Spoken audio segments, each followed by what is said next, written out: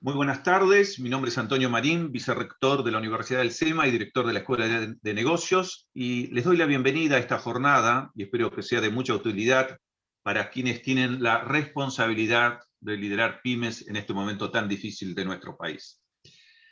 Antes de comenzar con los importantes disertantes que tenemos hoy, a quienes aprovecho para agradecerles su presencia, déjenme contarles qué es CDPymes UCEMA. Este Centro de Desarrollo de Pymes, de ahí sus siglas, que nació el año pasado, es un espacio de conocimiento y vinculación a un sector tan relevante para nuestro país como son las pymes. La UCEMA, en más de 40 años de trayectoria, tiene a través de su cuerpo docente, centros de investigación y trabajos académicos, un conocimiento acumulado que hoy queremos poner a disposición de los empresarios pymes. Sin más, quiero agradecer al Comité de Dirección de Pymes que nos acompaña en este proyecto, nuestros directores ejecutivos Mario Casasco y Mauricio Rampone, el director académico Alberto Terlato, el director de Relaciones Institucionales Pablo Orsinoli, el secretario de Gestión Daniel Galiani. Ahora bien, muchas gracias nuevamente y le cedo la palabra a Pablo Orsinoli para la presentación del primer panel.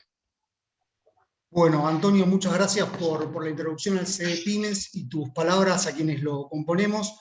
Les cuento que nos espera 1 hora y media aproximadamente en esta actividad que decidimos llamar El Contexto para Decidir, donde haremos brevemente un recorrido de lo macro a lo micro con formadores de opinión, referentes sectoriales, y bueno, luego también tendremos una mesa con consultores para plantear los temas clave que afectan el día a día de las empresas pymes. Pero bueno, antes de comenzar con el panel sobre el impacto de la política y la economía en las pymes, me adelanto con una cuestión netamente técnica.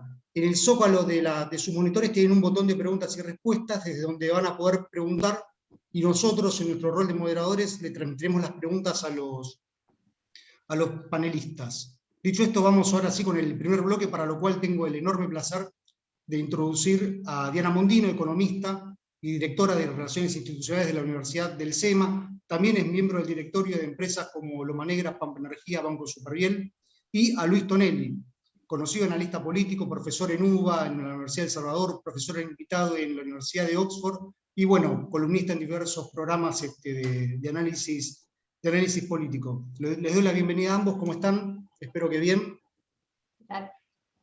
Bueno, y tal como convenimos, les propongo hacer los primeros 5 minutos aproximados de introducción a proyección económica con Diana Mondino y de escenario político con Luis Tonelli, y luego sí vamos a las cuestiones puntuales que derivan de ambos temas. Dicho esto, Diana, te cedo la palabra. Casi que debería ser al revés, porque la economía es hija de la política. A ver, dicho en serio, pero dicho en broma, los primeros libros que se escribieron de economía se llamaban Economía Política. John Stuart Mill y muchos otros en el 1700 y algo hablaron de eso. ¿Y por qué? Porque la economía es la ciencia de la asignación de recursos escasos. Entonces yo tengo que decidir entre hacer esto y lo otro. ¿Y quién decide? La política. Se le plantea al Estado, al gobierno, las opciones que hay, y los gobiernos van eligiendo entre aquellos caminos que consideren mejor, pensando en el corto o en el largo plazo. En Argentina estamos en una situación absolutamente patológica de dependencia del poder político, absolutamente. O sea, Luis y los que les gusta el tema político creo que están, digamos, trabajando 28 horas por día en entender el proceso en el que estamos. Y por si esto fuera poco, hay una obsesión con el corto plazo.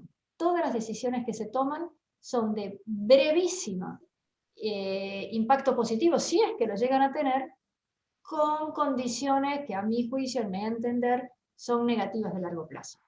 Sí, podemos discutir si el gobierno cree que son positivas también en el largo plazo, pero si así fuera, no estarían tomando consistentemente políticas inconsistentes entre sí. Argentina tiene un problema de gasto público fenomenal, manifestado en su ineficiencia, tenemos una política fiscal muy onerosa, con cada vez más impuestos, más injustos, y tenemos una política monetaria que está galopando hacia el abismo. Los resumo muy rápidamente porque Pablo me dijo que no hable más de 5 minutos, ya me gasté 2, pero digamos, el gasto público no hay duda de que es ineficiente. Puedo poner un ejemplo absolutamente puntual y del día de esta semana. ¿Vieron la chiquita esta que de 7 añitos que la había secuestrado un señor? Digamos, las distintas reparticiones que pudieron haber participado para que eso no ocurriera fueron muchas. No es solo si la policía la buscó bien o mal, si tenía lógica usar helicópteros y drones para buscarla. Es dónde estaba el cedronar cuando la madre es drogadicta. ¿Qué pasó con el hospital público en donde la mamá pudo tener 6, 7, 8 hijos? ¿Dónde está el sistema de escuelas? ¿Dónde está el patronato de la niñez? ¿Dónde están los movimientos sociales, barrios de pie, movimiento Evita, etcétera? Puedo hacer una lista que la hicimos con cuidado con otra persona la semana pasada, 14 instituciones que podrían o deberían haber trabajado en esta situación. A todos les estamos pagando el sueldo. La ineficacia fue total, ninguno lo estaba considerando, no es un problema de coordinación o de recursos, ninguno estaba trabajando en ese tipo de temas, ni en muchísimos otros casos que puedan ser similares. Pues tenemos un gasto público enorme e ineficaz. Puedo seguir con el tema de la política fiscal. No es solamente hablar de poner más impuestos, sino que fíjense cómo son los impuestos en Argentina. En Argentina tenemos un impuesto al trabajo, aportes patronales y cargas sociales, más impuesto a las ganancias.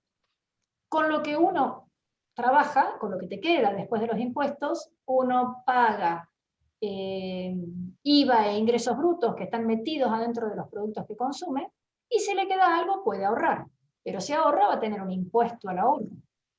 Y depende en qué instrumentos haya ahorrado, va a resultar con que además tiene que pagar bienes personales.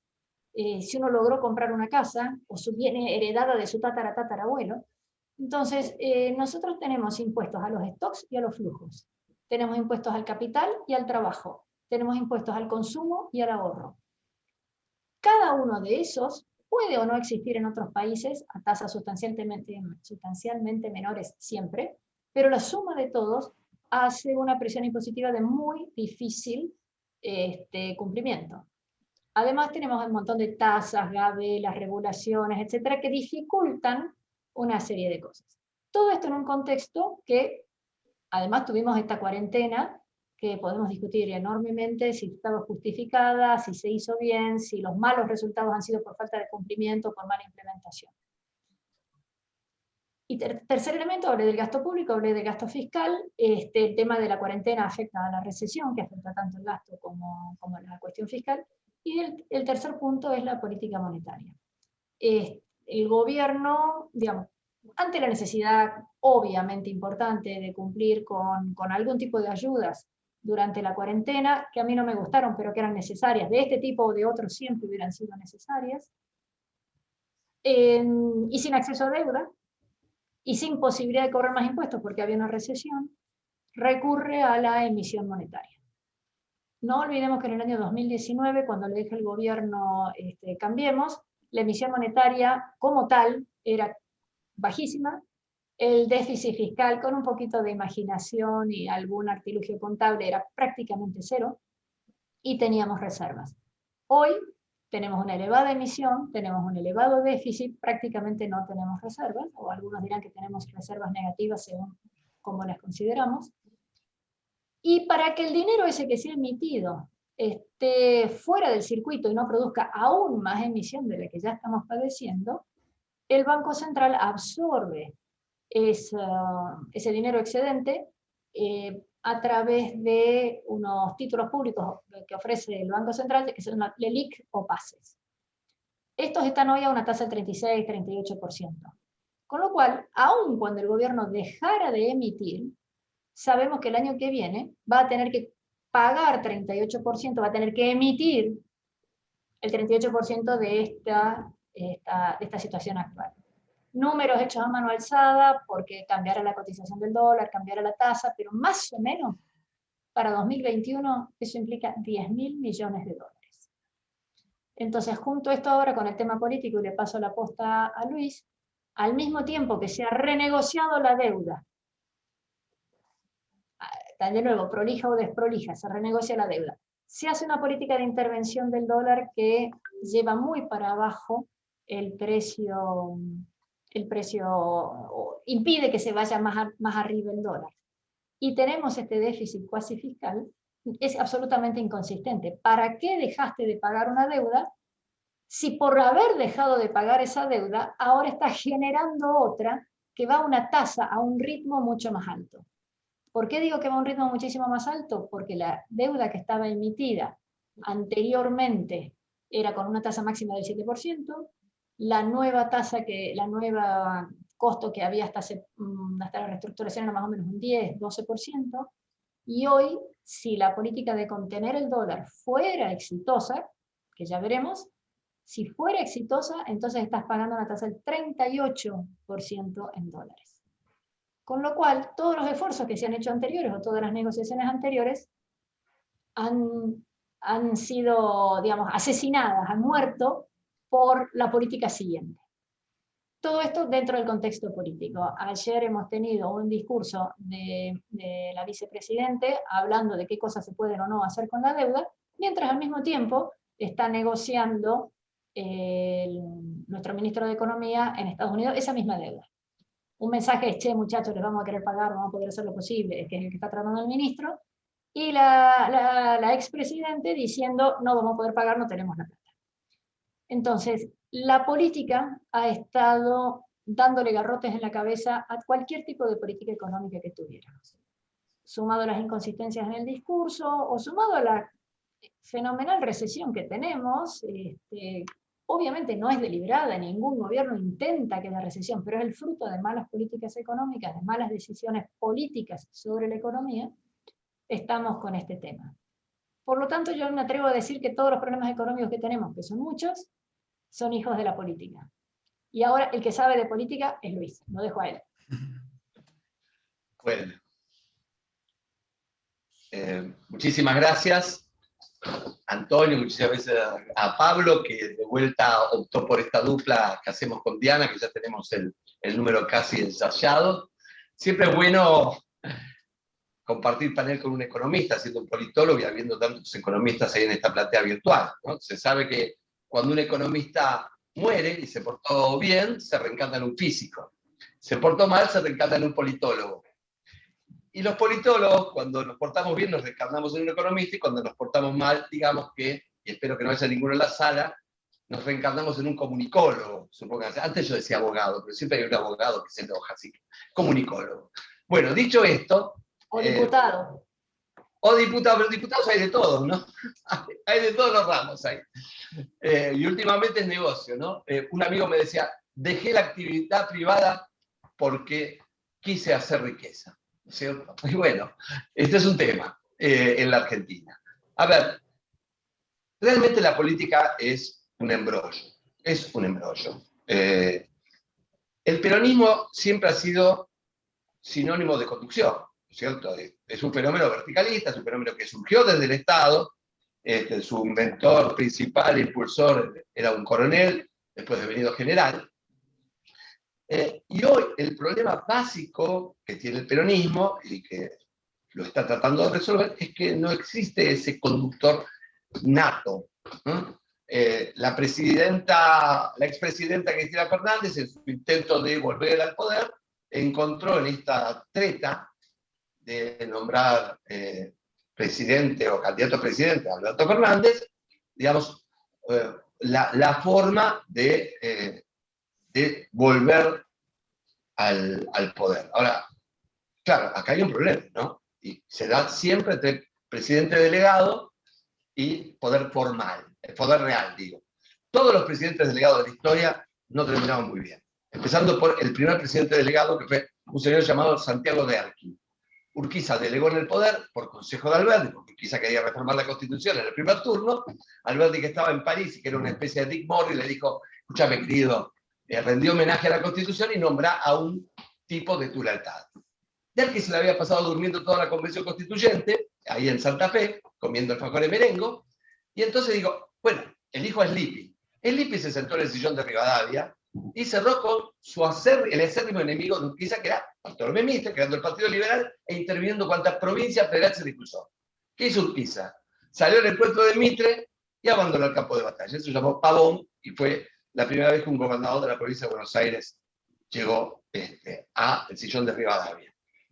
Los gobernadores en general llegan por batallas. La batalla de Pavón-Mitre y la batalla de Plaza de Mayo de Ubalde, ¿no es cierto? Dicho esto, los presidentes delegados en la Argentina no tuvieron entonces mucha suerte. El único que tuvo suerte fue el maestro de Alberto Fernández, pero claro, en una situación completamente diferente, con las arcas llenándose de dólares, y ese fue Néstor Kirchner. Y aparte, Néstor Kirchner no contaba con un problema que tiene Alberto Fernández, que la que está en el banco de suplentes es la que tiene el poder real.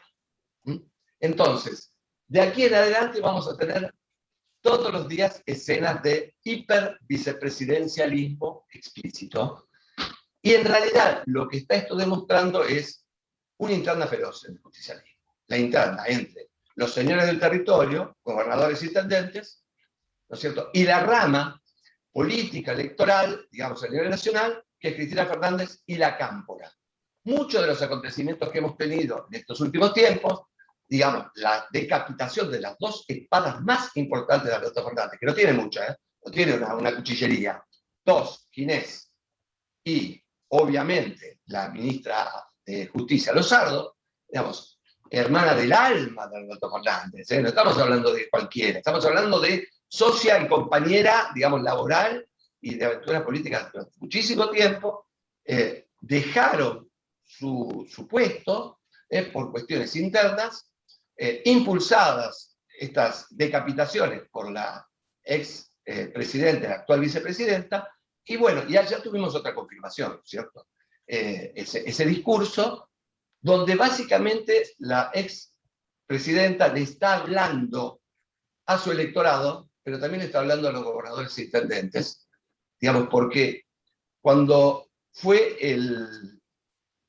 la condena y la prisión de Lázaro Báez, en la política, ¿cómo se leyó? La expresidenta no tiene el poder de otrora, ¿cierto? Está mostrando debilidad.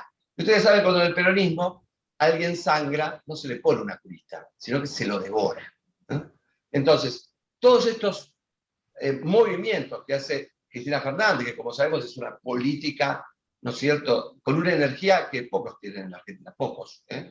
Ojalá la oposición tuviera alguien de semejante energía y voracidad, ¿no es cierto?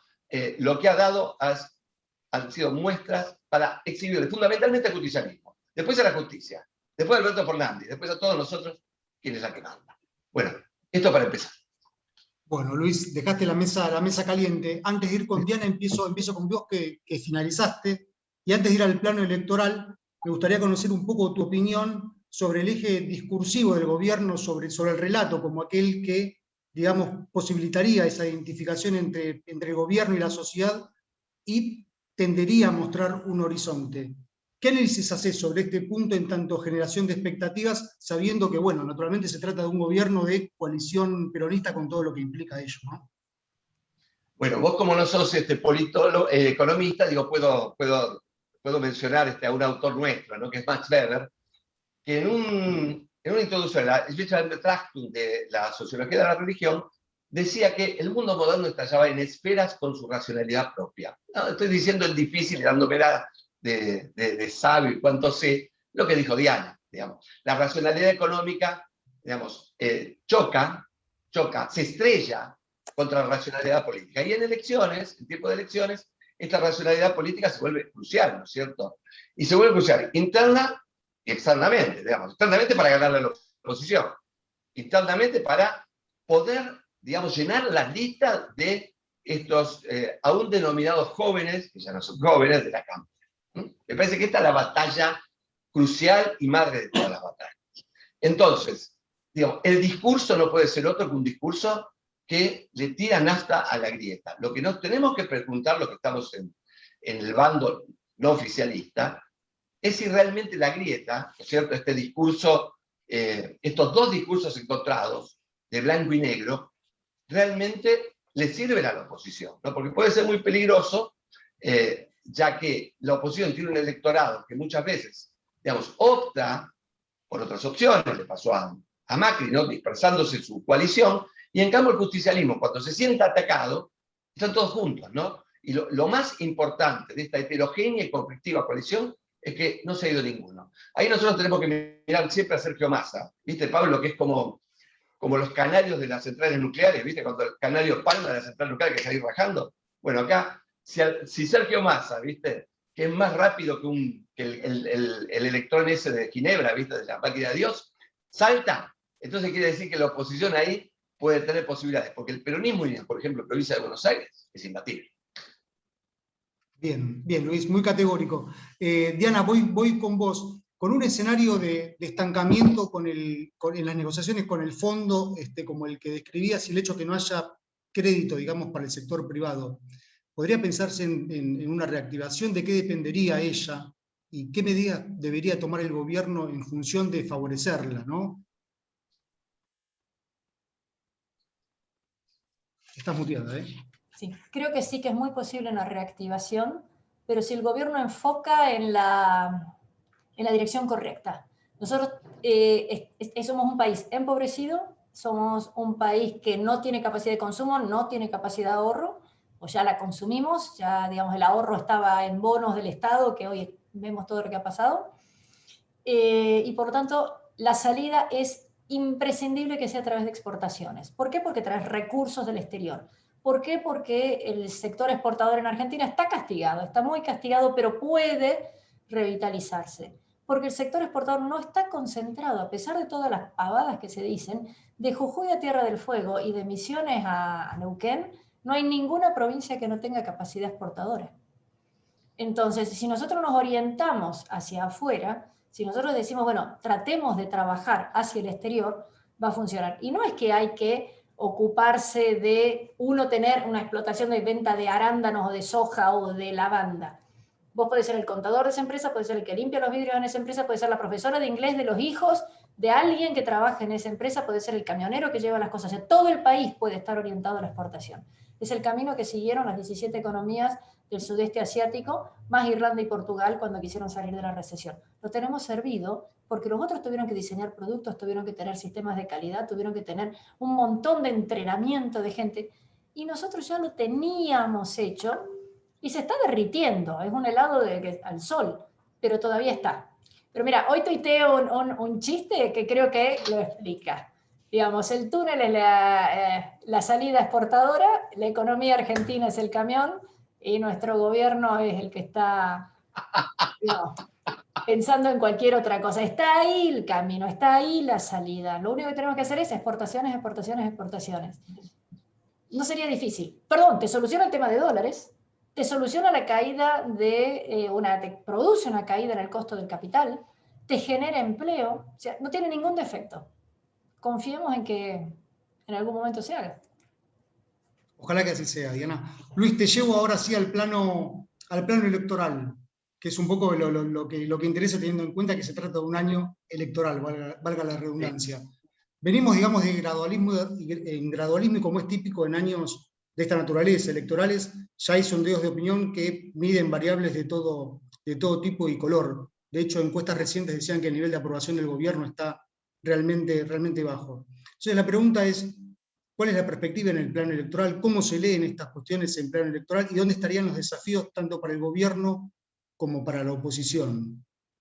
Perfecto. Pablo, si me permitís, déjame agregarle una cuestión estructural o institucional a lo que dice Diana, porque si no, viste, quedo como Lucho Avilés, ¿no? Ocupándome de todos los chismes de la política. Y hay una cuestión importante, que muchas veces nosotros, inclusive los politólogos, no tenemos en cuenta el diseño institucional nuestro, y lo damos, digamos, por dado y fantástico. Hay un punto, nuestra constitución es una constitución mixta que estuvo armada, uno, para atraer migraciones y capital, pero dos, para consolidar el poder de cada uno de los gobernadores que integraban la coalición. ¿No es cierto? Buenos Aires estaba al margen. Digo, esto por el artículo 4 de nuestra Constitución, que pone los derechos de exportación en manos del Tesoro Nacional. Esa fue la clave, ¿no? Porque ¿quién exportaba en 1853 si no era Buenos Aires?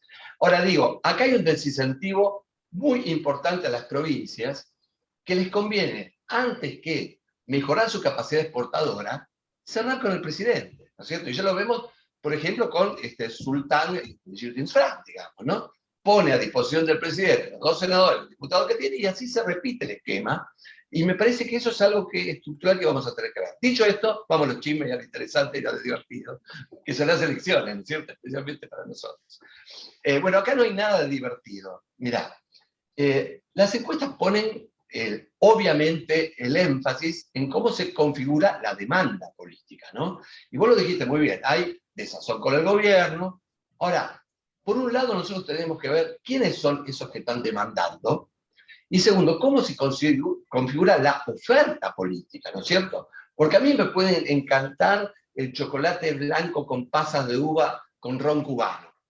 Pero yo voy al kiosco de Don José, del barrio donde viví, en la Bernalesa, Quilmes, y el tipo me dice, mirá, hermano, tenemos chocolate blanco y chocolate negro. Entonces, cómo se configura esa oferta va a ser decisiva.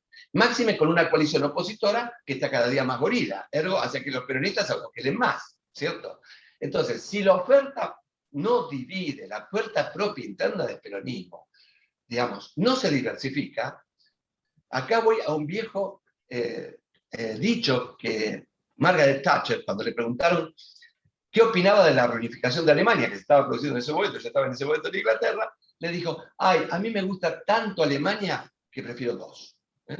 A mí me gusta tanto el peronismo que prefiero 5, ¿no? Que se fragmente. Porque aquí en la Argentina sigue habiendo 2 polos. Los que swinguean, en términos políticos, por favor, entre uno y otro polo, son pocos, 5%. Después, y especialmente en provincia de Buenos Aires, ¿no? El peronismo configura un bloque.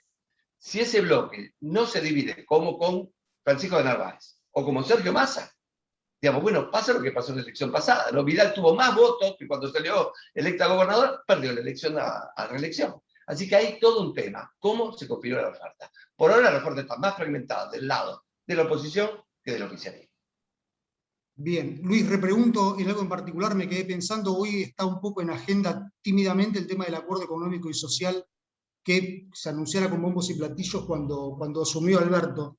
Y hace un tiempo recuerdo que en una columna, en un matutino, decías que al gobierno de Macri lo aplazabas en la categoría rosca política.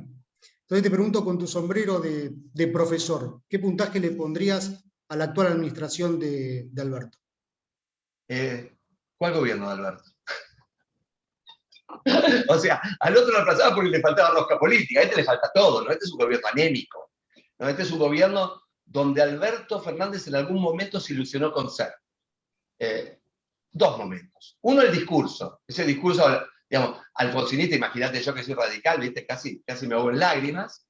Y después el momento de la cuarentena, que paradójicamente, en vez de él pensar que su poder estaba en el consenso, ¿no? Quiso doblar la apuesta en la peor grieta entre la vida y la muerte, ¿no? Nosotros somos la vida, el Estado que te crea, que te cuida y que te autogenera, casi digo, y ustedes son el mal, la muerte, la economía, los empresarios, los que buscan, digamos, la mera guita, ¿no? Esa fue la peor grieta que yo me puedo imaginar.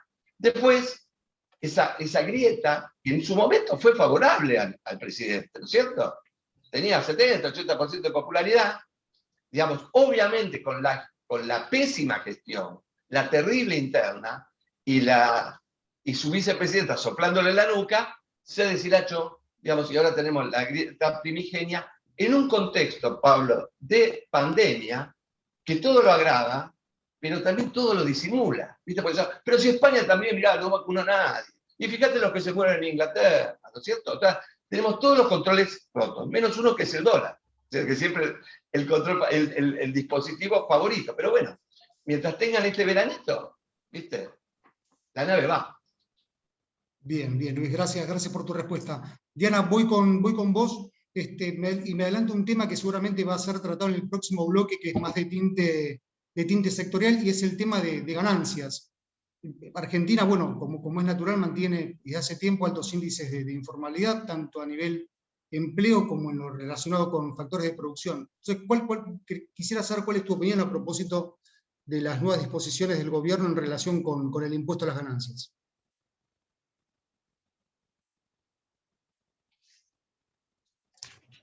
uno le pone impuestos a aquello que quiere desincentivar. Si vos le pones muchos impuestos a las ganancias es porque querés que las empresas no tengan ganancias, que trabajen para, que disimulen, que vendan en negro o que directamente no vendan porque van a tener que pagar ganancias. Segundo, hay un error espantoso de concepto con respecto al pago de dividendos. Una cosa era entre el gobierno Cambiemos, que tampoco me gustó, pero por lo menos era decir, che, si reinvertís pagas menos. Acá por el contrario es un castigo si llevas el dinero de alguna manera, con lo cual hay un verdadero problema. Pero eso sería el tema de ganancias en las empresas. A mí el que me preocupa más todavía, las empresas que ya están van a tener que pagar más y nuevas no va a haber, pero lo que preocupa es el tratamiento del sueldo de la gente. A ver, tener una escala tan progresiva como la que tenemos es un castigo, es suponer que nadie quiere o puede progresar, pero además aparentemente estarían por volver a cometer el mismo error que se solucionó durante Cambiemos, que digamos, durante Cambiemos tuvimos una escala altísima, pero por lo menos cuando cambiabas de bracket, de lugarcito, pagabas por la marginal, por el pedacito nuevo que ganabas. Lo que está trascendiendo y lo que es el borrador, si vos ganás 150.000 no pagas nada, si ganás 150.001 no pagarías, si fuera así, no pagarías por uno, sino que volvés a pagar sobre el total. Si así fuera, creo que mi desazón sería espantosa, porque quiere decir que no han aprendido nada. Es un tema que está en discusión desde hace muchísimo tiempo, que es de la más elemental sentido común, y aún así, si lo pusieran, sería además de una soberbia espantosa, porque es decir, no me importa nada lo que todo el mundo ha dicho durante tantísimo tiempo y que ahora se está diciendo. El otro tema con ganancias es que, ¿para qué te sirven las ganancias?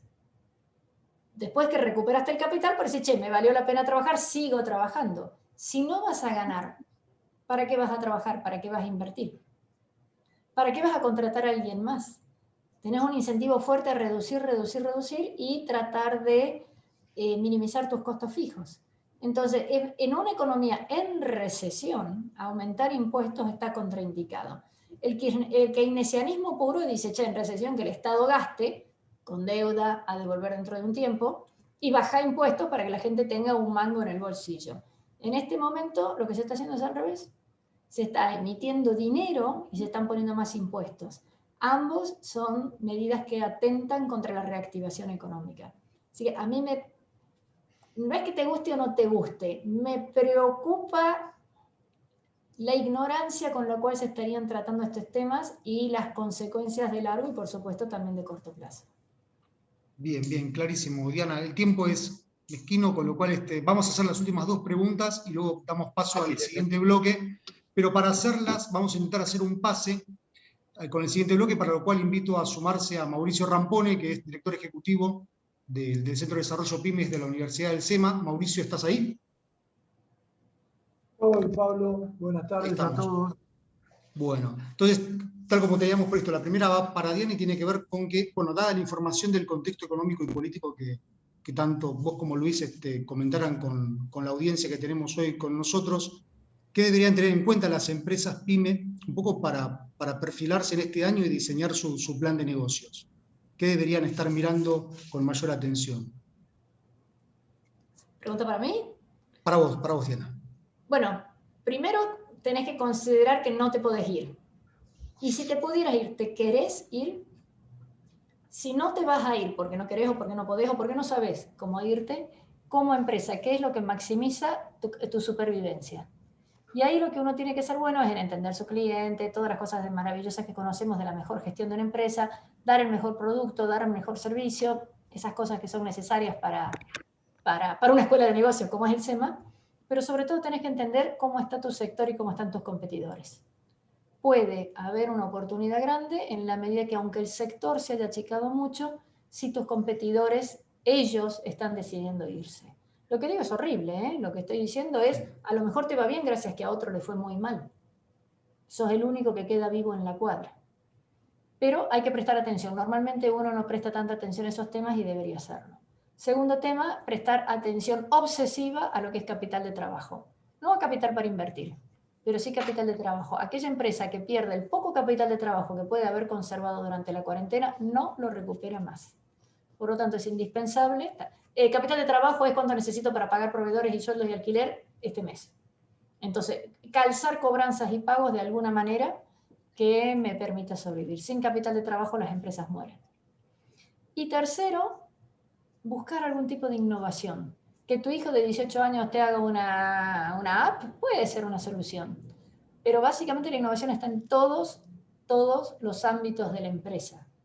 Es indispensable por reducir costos, es indispensable para tener un producto mejor, es indispensable para que la gente siga motivada y no se quiera, y no se achanche.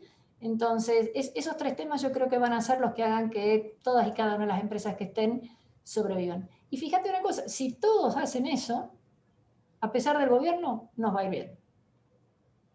Bueno, dicha la palabra, Diana, muchas gracias. Luis, voy a la última con vos.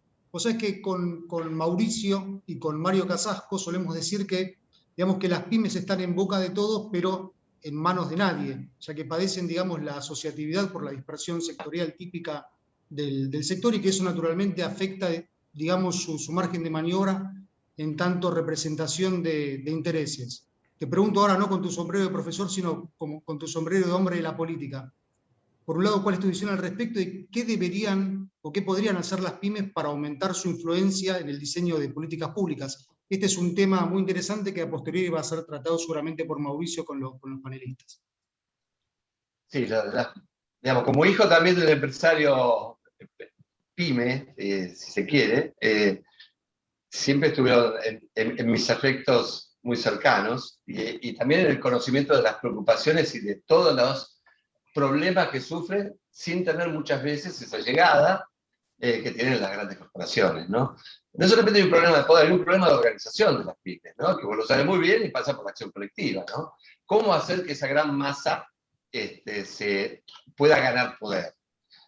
Mirá, lo cierto es que hoy, tanto las redes, ¿no es cierto?, como la misma configuración de la virtualidad, porque la pandemia me parece que de alguna manera nivela la cancha y permite, digamos, hacer casos puntuales, ¿no es cierto?, algo que finalmente se vuelve un genérico, porque trabajamos por empatía, porque a todos nos pasa, ¿no es cierto? Que es un poco la estrategia de la prensa. La prensa te presenta un caso individual, como de esta pequeña chica, y uno dice, uy, podría ser mi hija, uy, mirá cuánta gente hay, ¿no es cierto? De un caso se vuelve un genérico. Entonces me parece que, digamos, las pymes tienen que tener, digamos, la misma estrategia que vienen los tipos que por arriba quieren llegar a la política y se vuelven personajes, ¿no es cierto? Necesitamos eso. Tienen que atraer la atención, ¿no es cierto?, a partir de estrategias de comunicación moderna y así ir difundiendo, me parece, ideales, porque finalmente las pymes constituyen la mayoría de los hogares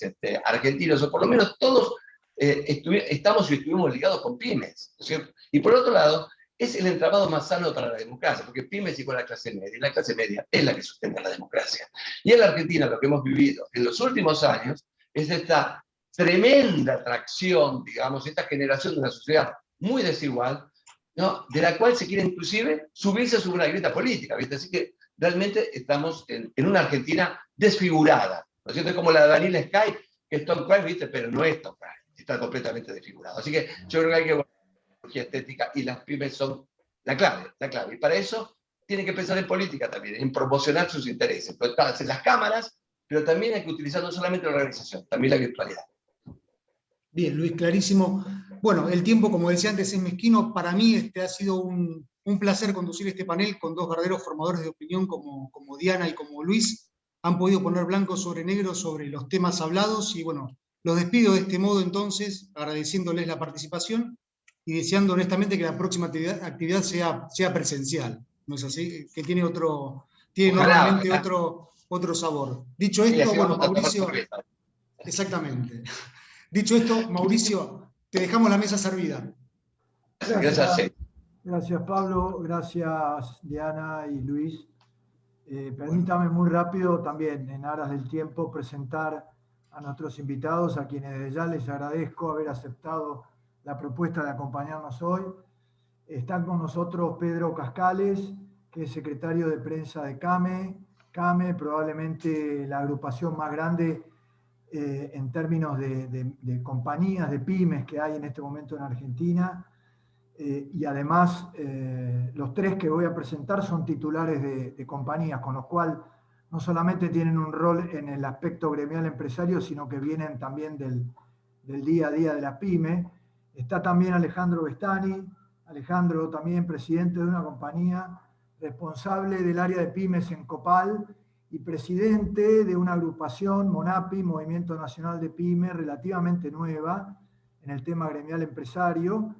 Y también está con nosotros Javier Viquieira, Javier, prosecretario de ADIMRA, Asociación de Industriales Metalúrgicos de la República Argentina. Reitero lo que decía al principio, no solamente vienen del área de la asociatividad, sino también ellos titulares, cada uno de empresas pymes, ¿no? Así que la pelota medio me la dejaste picando, Pablo, porque y justamente esta mañana, fíjate vos, tengo dos cosas para comentar. Por un lado, un artículo en El Cronista de Díaz Beltrán, que es el presidente de la CAME, Pedro, diciendo justamente este tema, la falta de participación o consulta para la toma de decisiones.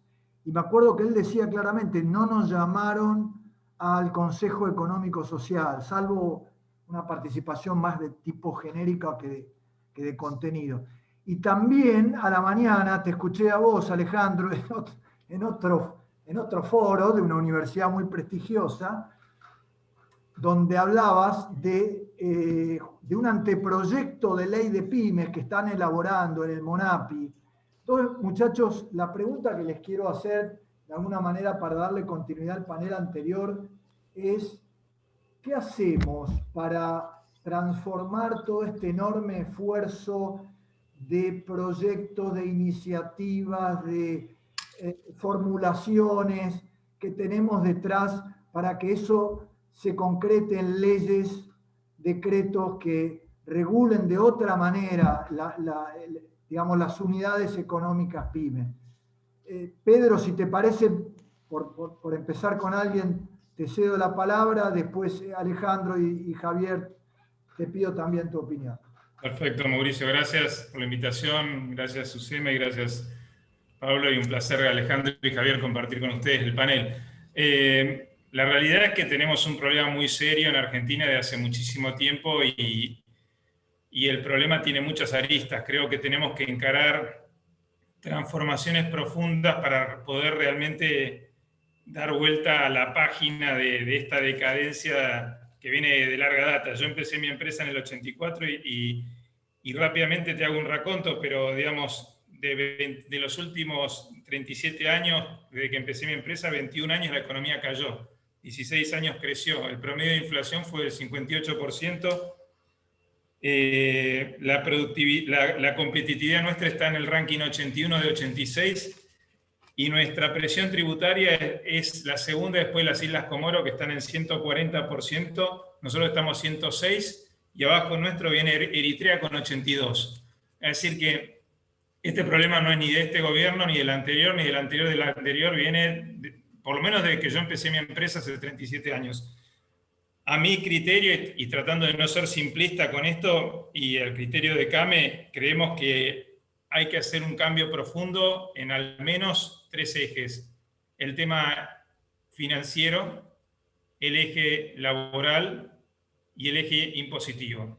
Si no atacamos esos 3 ejes como ejes prioritarios, con un consenso amplio, y cuando me refiero a consenso amplio, creo que tiene que ser un consenso que incluya a la oposición, porque esto tiene que ser un proyecto de país donde trabajemos esos 3 ejes. Después puedo elaborar un poquito y seguramente vamos a coincidir con algunos de los panelistas. Si no trabajamos en esos 3 ejes, no vamos a revertir a nuestro criterio la decadencia que venimos sufriendo, y donde uno de los principales puntos es cómo hacemos para generar más puestos de trabajo en el sector privado, por supuesto, que es el auténtico generador de riqueza en la economía, y eso tiene que venir asociado de mayor inversión y mayor productividad. Si querés te lo dejo ahí para darle tiempo también a mis colegas, y después puedo profundizar un poquito en cada uno de los puntos que acabo de enunciar. Gracias. Ale. Bueno, te agradezco también yo, muy agradecido por la invitación, un enorme honor estar al lado de Pedro y de Javier. Pedro es un gran amigo de muchos años, a Javier no conozco personalmente. ¿Qué decir para agregar algo acá?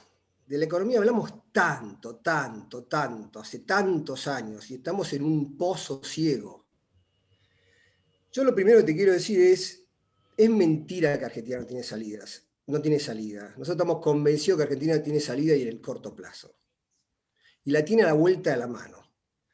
Lo segundo que me parece que tenemos que decir es cuál es la importancia y la magnitud de las pymes en la economía argentina y en definitiva para protagonizar la salida. Me parece que esto está tapado, está escondido, no es visible.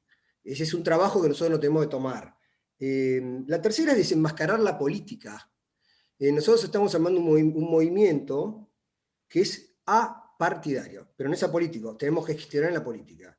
Pero la política, toda la política de los últimos 40 años ha sido un fracaso espeluznante y ha sido de un desconocimiento total de la economía real. Acá me gustaría hacer una crítica a esa mirada de la macroeconomía que se ha convertido casi en una ideología y se ha abandonado el análisis cuántico de la economía subatómica, que le llamamos nosotros, de las pymes, que es tremendamente virtuoso. Por eso nosotros estamos convencidos que Argentina tiene una salida, que es por este universo, que fíjate que es nada menos que el 42% del PBI. O sea, estamos hablando de Argentina, tiene dos problemas, desempleo y pobreza. Bien, en el empleo las pymes generan el 70% aproximado. Aproximado digo porque eso ahora es un poco menos porque el Estado se ha inflado muchísimo en los últimos 12 años. Ha aumentado el 80% de la dotación de empleo público en los últimos 12 años. Pero si vos tomás el empleo, la generación privada de PBI, las pymes son el 75%. El 75%. Es decir, que fuera del Estado prácticamente lo único que existe son las pymes. Y ahora yo pregunto, ¿dónde estamos en la participación en la decisión, en la gestación de las políticas económicas? ¿Quién analiza esto? Lo último te quiero decir es, la Argentina, las pymes generan el 42% del PBI. Son aproximadamente, un PBI de 400.000 millones de dólares, aproximadamente son 170.000 millones de dólares. ¿Con qué financiamiento lo hacen? ¿Alguien sabe cuál es el financiamiento total del universo pyme? Vos, Mauricio, me lo has escuchado decir. Son 6.500 millones de dólares. Esto es el cierre a diciembre del 19, que fue el último año regular de la economía. Después vino la pandemia. Este año se ha modificado, pero no mucho más. Es decir, que con un financiamiento equivalente al 1,5% del PBI, las pymes generan el 42% del PBI. Fíjense esta cifra y el apalancamiento que es. Por cada dólar que recibimos, generamos 26 dólares. Analicen todos los otros sectores de la economía y son muchísimo más bajos. No lo digo para castigar sobre todo a las grandes compañías. Las admiramos y queremos ser todos los pymes como tener una gran compañía. Pero lo digo para que se ponga el foco donde está el potencial real. Esto quiero decir yo que para agregar algo a la discusión. La economía y los políticos creo que tienen que bajar 5.000 escalones a la economía real y acá van a encontrar las soluciones. Por eso nosotros estamos presentando una ley que se la compartí a mi amigo Pedro y estoy esperando devoluciones de CAME y a la Unión Industrial y a toda la gente para hacer fuerza común en un proyecto que termine con los 4 o 5 problemas de las pymes y generen 2 millones de puestos de empleo, es la demanda potencial que calculamos para el primer año solamente, sin costo fiscal, porque estamos hablando de empleos formales que no existen y de actividad económica que está al 50% de la informalidad, y acá corto, primera introducción. Javier. Buenas tardes. Bueno, ante todo agradecerle a UCEM, a vos, Mauricio, a Pablo, y también un gusto estar con Pedro y Alejandro compartiendo esto y por supuesto compartiendo los conocimientos que tiene la licenciada Mondino. Bueno, acá nosotros comparto 100% los diagnósticos y en ese punto no voy a intentar ahondar. Voy a intentar, quizá como un mensaje, no sé si esperanzador, pero nosotros tenemos otra visión de esto. O tenemos la misma visión, pero estamos trabajando de otro lugar. Digo, ¿cómo podemos influir en las políticas públicas? En ADINRA, y ahí conservamos mucho lo que dice Alejandro, es una institución apartidaria, pero no apolítica. Tenemos una política industrial, y claramente somos industrialistas, y claramente queremos desarrollar la industria. Entonces la tenemos que trabajar con los gobiernos de turno. con el que nos gusta más y con el que nos gusta menos y atravesarlos a todos. Y ahí tenemos algunas experiencias, por ejemplo, interesantes, como lo de la ley del conocimiento, que primero era una ley del software, y nosotros de la industria queríamos que tenía que haber otro tipo de sectores también que generan mucho valor agregado, y trabajamos para eso, y cambiaron los gobiernos, y seguimos trabajando con lo mismo. Y bueno, y hoy tenemos una ley que permite ingresar a otros sectores de la industria 4.0, de la industria satelital, de la nanotecnología en esa ley. También trabajamos con los planes de capacitación en nuestra gente, y trabajamos con el Ministerio de Trabajo, y esto no estoy hablando de un gobierno, estoy hablando con todos los gobiernos, y que ese dinero que se invertía en la capacitación, ya poder estar trabajando junto con la gremial empresaria y preparar a los operarios en un plan conjunto con ellos.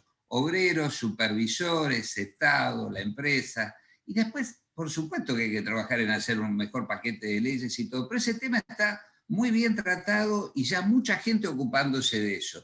Pero por otro lado, nosotros estamos trabajando en esto. Y lo otro, la vinculación, como decía la licenciada Mondino, nosotros creemos mucho en innovación y tenemos muchas capacidades en el sector público que no terminan bien utilizadas. Entonces, la articulación público-privada también. Y hoy tenemos centros con la Universidad Jauretche, centros con la Universidad de Hurlingham, donde estamos hablando de tecnología nuclear, donde estamos hablando de desarrollos de electrónica, donde estamos tomando esa innovación que ya financiamos los argentinos, porque ese conocimiento ya está, y poniéndola en valor a través del trabajo. Entonces, creemos que todo tiene que ser trabajado en conjunto, pero hay también algunas cuestiones para motivarse de estar trabajando con los funcionarios de diferentes gobiernos. A veces, digo, quizá también nosotros nos ha pasado que a veces tenemos una queja muy, muy importante hacia algún funcionario, pero la verdad tampoco le llevamos un proyecto, ¿no? Y bueno, nada, estamos intentando transitar ese camino. Perfecto. Gracias, Javier. Hay un tema, para seguir la charla, me voy a agarrar de algo que dijiste vos, Pedro, como planteabas como primer cuestión crítica del tema del financiamiento. Y lo voy a enganchar con algo que dijiste vos, Javier, porque sí, coincido, muchas veces es fácil el terreno de la crítica y nos cuesta más avanzar en las propuestas. Digamos, tengo dos preguntas, y si quieren el orden lo hacemos inverso, Javier, Alejandro y Pedro. La pregunta es, y me agarro también de lo que dijo Diana, como buena economista nos definió qué es el capital de trabajo, es la necesidad de financiar lo que va desde que pago el primer peso a mi proveedor hasta que cobro la venta del producto, considerando que las líneas para bienes de capital o inversiones lamentablemente en este momento están muy, porque no la gente no las toma, no hay proyectos. Pero la pregunta concreta es, ¿a qué tasa promedio, Javier, que vos sepas, se están endeudando los socios de ADINRA? Y la pregunta que va enganchada es, ¿vos ves que hay muchos que no se acercan a los bancos pudiendo hacerlo por alguna otra razón? Te voy a decir por qué te hago esta pregunta. ¿Recuerden ustedes el año pasado las líneas del 24%? Les voy a agregar un dato. ¿Sabés del 100% que aplicó, cuántos las recibieron efectivamente? La mitad, el 50%. Es decir, en algunos casos no configurarían un sujeto de crédito, pero creo que en algunos otros le faltaba tener a la compañía lista para poder aplicar a un préstamo. Entonces, redondeando la pregunta, Javier, ¿qué tasa hoy ves en los socios de la ADINRA? ¿Y qué pensás respecto a que hay empresas que no tienen los deberes hechos como para poder concurrir al mercado financiero? Empiezo al revés, Mauricio, porque creo que nos falta la preparación, por eso está muy bien lo de UCEMA, las charlas para pymes, para entender esto. Yo lo digo como pyme, nosotros estábamos pensando, compramos un terreno, hacíamos un galpón, comprábamos las máquinas y cuando queríamos poner a producir íbamos por capital de trabajo y el banco no nos prestaba. Un director en una charla de un rato me explicó, ustedes se financian mal. Dice, ustedes tienen que quedarse el dinero para capital de trabajo y financiar lo que realmente los bancos financian, que es la maquinaria, pero no lo sabíamos. O sea, digo, esto lo digo yo, no lo estoy planteando un colega, y veo que nos pasa a veces, no estamos preparados, como cuando viene una financiación y nos piden un proyecto y tenemos que salir corriendo a armarlo, porque no tenemos el proyecto preparado para esperar la financiación. A veces cuando cae la financiación queremos ir atrás del proyecto. Un poquito de eso en ADINRA estamos trabajando para acompañar a los industriales con esto, porque si no, aunque esté la salvación ahí cerquita, como decís vos, nosotros tuvimos la suerte de nuestro sector acceder a tasas del 18%, pero teníamos empresas porque no se habían preparado, no lo pudieron tomar, era terrible ver que la empresa no estaba en condición. Hoy está tomándose en descuento de cheque alrededor del 30%. Si ponemos a hacer comparaciones, podemos decir, está muy bueno porque en algún momento vendimos al 60%. Bueno, pero la verdad que no estamos usando tampoco los créditos planificados. Hoy no, nos cuesta trabajo que toda la oferta que tenemos de créditos subsidiados esté utilizada por las empresas. Y ahí creo que ustedes, también como institución y otras personas, está muy bueno lo que nos formen para hacer esos proyectos. Porque a veces hasta tenemos la herramienta y no la podemos utilizar, ¿no? Gracias. Ale. Bueno, es un tema, el de financiamiento crónico de las pymes es un tema que tiene para mí varias raíces. En este lugar, en este momento, en esta fotografía de hoy, las pymes han tenido el año pasado de pandemia, han soportado el año pasado de pandemia, y antes que eso, dos o tres años de tasas reales sobre el capital de trabajo del 120%, no del 60%. Vos pensás que ellas viven vendiendo su facturación, lamentablemente mal estructurado, probablemente sin el conocimiento, como decía Javier, pero es así. Entonces, un alto porcentaje de las pymes pagó su deuda entre 2 y 3 veces en los últimos 2 años y debe el 100% de capital. Imagínate en qué estado está para salir y presentarse en los bancos. Para empezar, no tiene ni la autoestima para ir ahí, a sentarse, y después los bancos, Mauricio, déjame decírtelo, o sea, habla con cualquier pyme y vas a ver que se sienten discriminados, o sea, no hay un tratamiento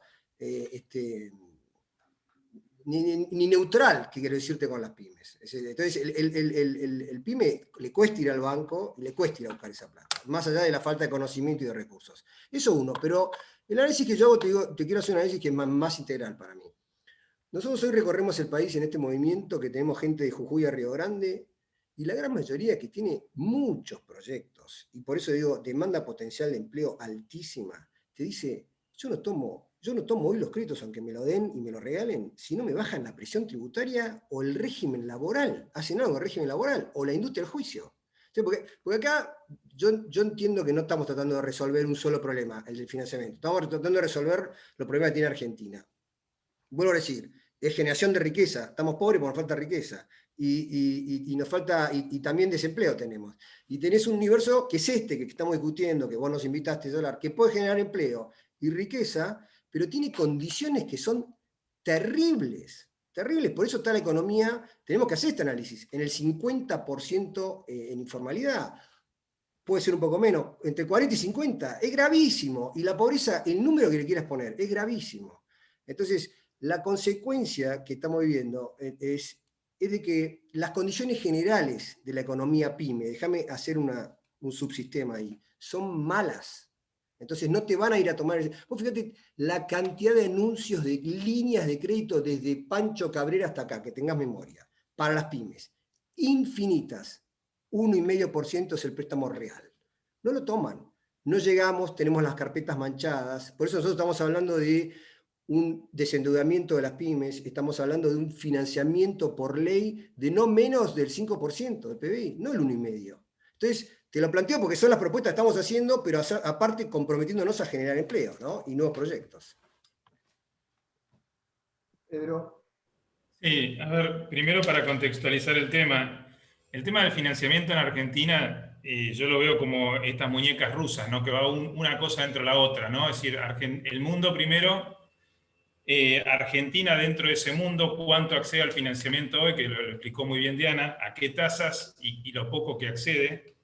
Después el Estado, que es una tremenda aspiradora de crédito en el país, que nos deja muy poco para el sector privado. Después queda el sector privado, principalmente capitaneado por las grandes empresas. Y después quedamos las pymes y el consumidor, el crédito para el consumo. Con lo cual la pyme sería el último orejón del tarro en todo esto. Con lo cual, el crédito, por empezar, llega escaso, como dijo Alejandro. a pesar de que el gobierno ha hecho esfuerzos para que en la pandemia llegue barato al 24%, nuestros estudios en cambio muestran que solo el 18% de las pymes accedieron a ese tipo de crédito barato. Y además los que accedieron son en general las que estaban en mejor calificación crediticia, a pesar que el Estado dio garantía, porque los bancos no querían empapelarse con más garantía del Estado. Entonces, ¿qué pasa? Cuando una pyme está parada y tenés que cubrir el 50% de los sueldos de los gastos y pagar el 24%, que puede ser barato frente a la inflación, estás haciendo el pozo más profundo, porque después te vas a tener que pagar un 24% de tasa cuando no generaste ningún ingreso, que es lo que pasó durante la pandemia. Con lo cual hubo una tremenda descapitalización de las empresas, particularmente las pymes. Coincido con Alejandro en que hay que hacer una agresiva refinanciación de pasivos pymes acumulados, de alguna manera con el Estado interviniendo, porque no hay forma de sacarse esa mochila, y si esa mochila no se alivia va a ser difícil que las pymes vuelvan a invertir, que tengan capital de trabajo y que dejen de caerse. Es decir, que yo creo que el tema de una refinanciación de pasivos es fundamental. Y la otra clave es cómo hacemos para la formalización, empezar a formalizar la economía, y cómo hacemos para que más pymes, una vez formalizadas, tengan acceso al crédito. Pero obviamente que si no resolvemos tampoco el contexto externo, va a ser muy... Es decir, el capital genuino que va a entrar a la Argentina para financiación y para inversión productiva va a entrar a cuentagotas. Y esa cuentagota principalmente la va a absorber el Estado, y un poco de derrame puede llegar al sector privado. Así que es fundamental también resolver ese frente. Ok, gracias. Ahí mencionaste, Alejandro, el tema de la carga fiscal. No vale la pena, tenemos poco tiempo, recordarles algo a la gente que es conocido, pero así a modo de introducción, algo dijo Diana, acaba de salir, se está votando este sábado un anteproyecto de impuesto a las ganancias que fija como límite a partir del cual hay que pagar impuestos 2.600.000 pesos al año, algo ridículo.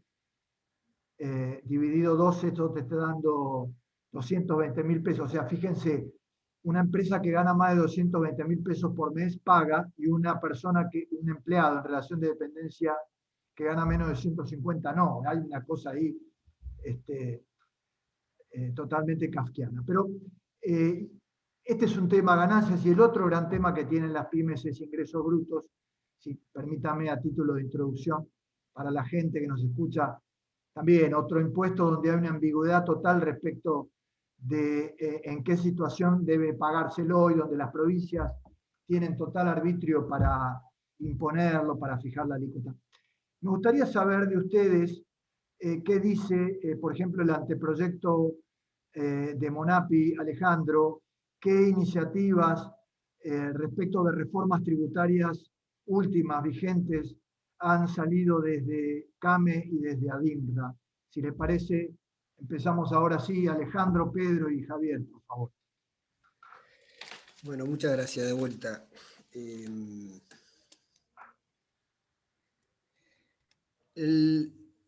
La política de vuelta ha ido subiendo los impuestos en los últimos años, y lo único que ha hecho es empobrecernos más. No es la solución de nada subir los impuestos. Ya lo hemos comprobado. Lo estamos comprobando dramáticamente en la sociedad como estamos viviendo. Yo creo que la pregunta que me haces se contesta sola con eso. Lo que te puedo decir es que todos conocemos la curva del Laffer, y la curva del Laffer actúa en los dos sentidos. De izquierda a derecha, pero también de derecha a izquierda. Es decir, acá nos estamos olvidando que hay un 50% de la economía que es informal. Vuelvo a repetir, hay un océano de riqueza ahí que no lo estamos mirando, y lo único que hacemos es subir los impuestos. Entonces, acá hay que cambiar la mirada. Nosotros el planteo que estamos haciendo de vuelta es integral, porque aparte necesitas cambiar el régimen laboral, Mauricio, para cambiar esto también.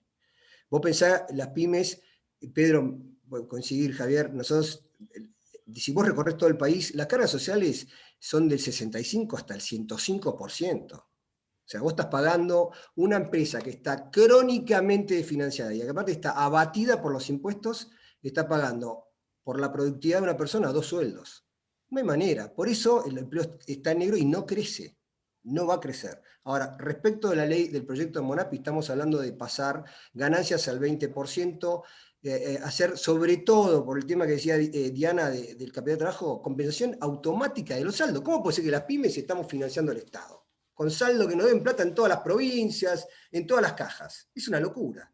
Estamos hablando también de cancelar para las pymes el impuesto a los débitos. No se va a blanquear la economía. Van a ser camiones y camiones de plata que circulan por el país. ¿Qué es lo que está pasando? Y por último, topear. Nosotros sabemos que ingreso bruto es un tema muy político, pero nos está matando. Estamos hablando de topear para las pymes en el 1% de los ingresos brutos. Lo que tiene como contrapartida esta, como decía Pedro, y es el compromiso que tenemos que asumir, es aumentar la actividad formal. Pero ahí eso va a caer de su peso también, porque hoy la evasión y la economía informal es por el costo de oportunidad es enorme. Empezá a bajarlo y vas a tener aumento de recaudación.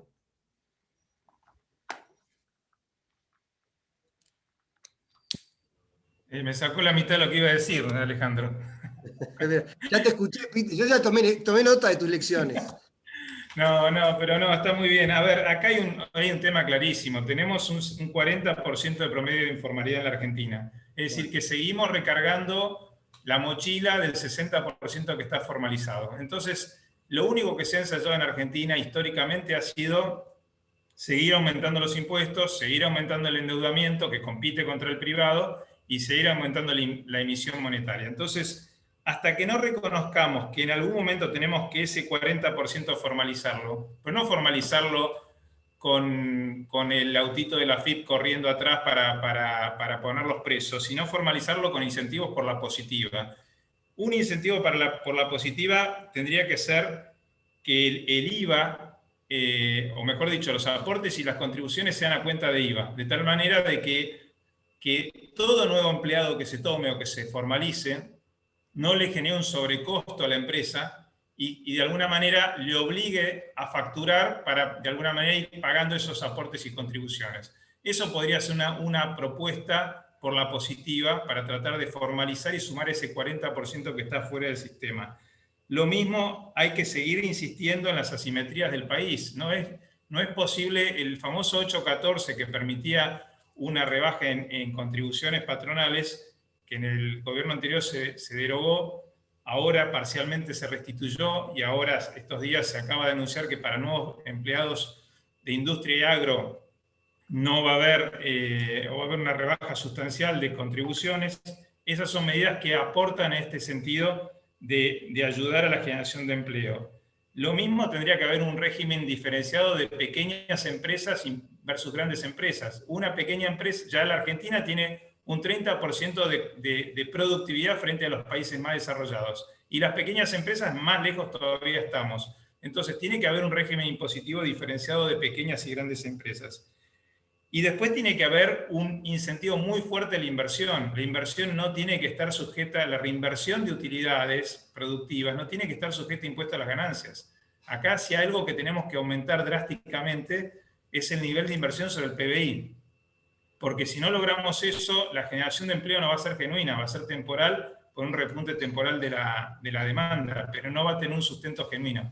Entonces, por eso creemos desde CAME que es fundamental trabajar en estos ejes que tienen que ver con reducir la informalidad. Y termino con esto. El tema del pacto fiscal que se acaba de echar por tierra y que las empresas pueden volver a aumentar ingresos brutos, es otro golpe mortal para las pymes, porque si hay un impuesto que es totalmente perjudicial y nocivo para las pymes, ingresos brutos, pues es un impuesto que va, como su nombre lo indica, sobre el ingreso independientemente de la utilidad o no, y afecta la cadena de procesos que tienen las pymes, que muchas veces pasan el producto en varias etapas, con lo cual termina siendo un impuesto tremendamente distorsivo.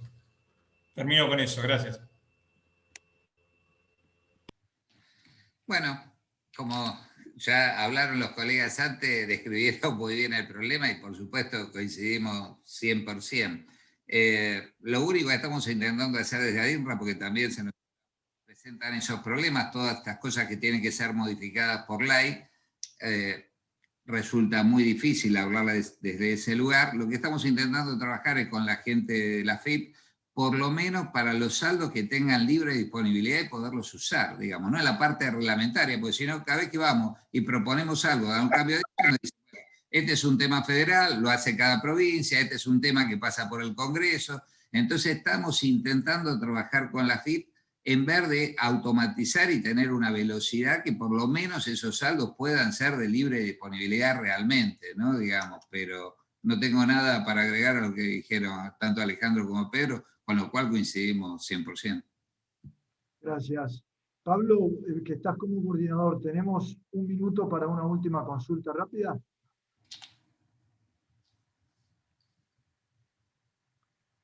Está muteado, Pablo. La voy a hacer, Pablo. Ahora sí. No estoy viendo, Mauricio, no estoy viendo de los panelistas, de los asistentes, así que si querés, estamos en tiempo, yo le pasaría la pelota. Una rápida, y les hago la pregunta, les ruego la respuesta y el cierre de cada uno con las palabras finales que nos quieran transmitir a la gente que nos acompaña hoy. Tenemos unas 100 personas escuchándolos. La pregunta es, el primer paso de un emprendedor no es una sociedad, en realidad hay todo un universo muy grande de monotributistas y autónomos en Argentina.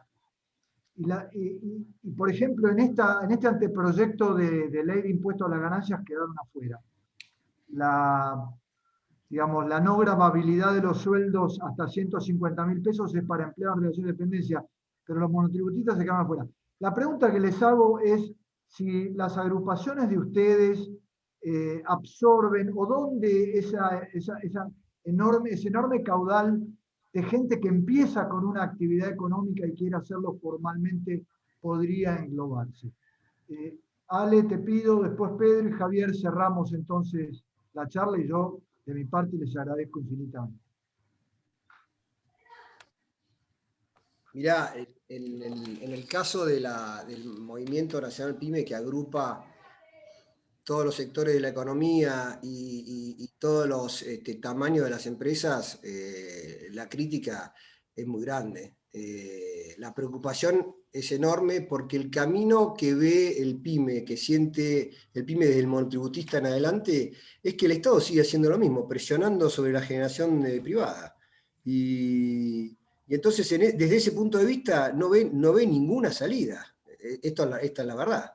Entonces, para mí, déjame decir como últimas palabras, es en esta viñeta de acá arriba, que donde yo veo a Javier y a Pedro, nos tenemos que juntar todos, y en este caso sé y entiendo que somos el hermanito más menor de todos, pero las grandes cámaras que agrupan a las pymes es juntarnos y armar una postura unificada de una vez por todas, para cambiar esta mirada y cambiar la presión sobre este universo. Si no, no lo vamos a lograr. Es decir, vivimos siendo la última colita del barrilete, vamos a donde nos lleva el viento. Esta es la realidad, y por último, y por ende, estos monotributistas y estos autónomos de lo que vos me preguntás, Mauricio, están a la buena de Dios y sin destino, y sin proyectos reales. O sea, depende de nosotros, depende de poder juntarnos, porque es el 42% de la economía. Deberíamos tener mucho más fuerza que la que tenemos, y eso es una crítica para todos los dirigentes que representamos de las pymes.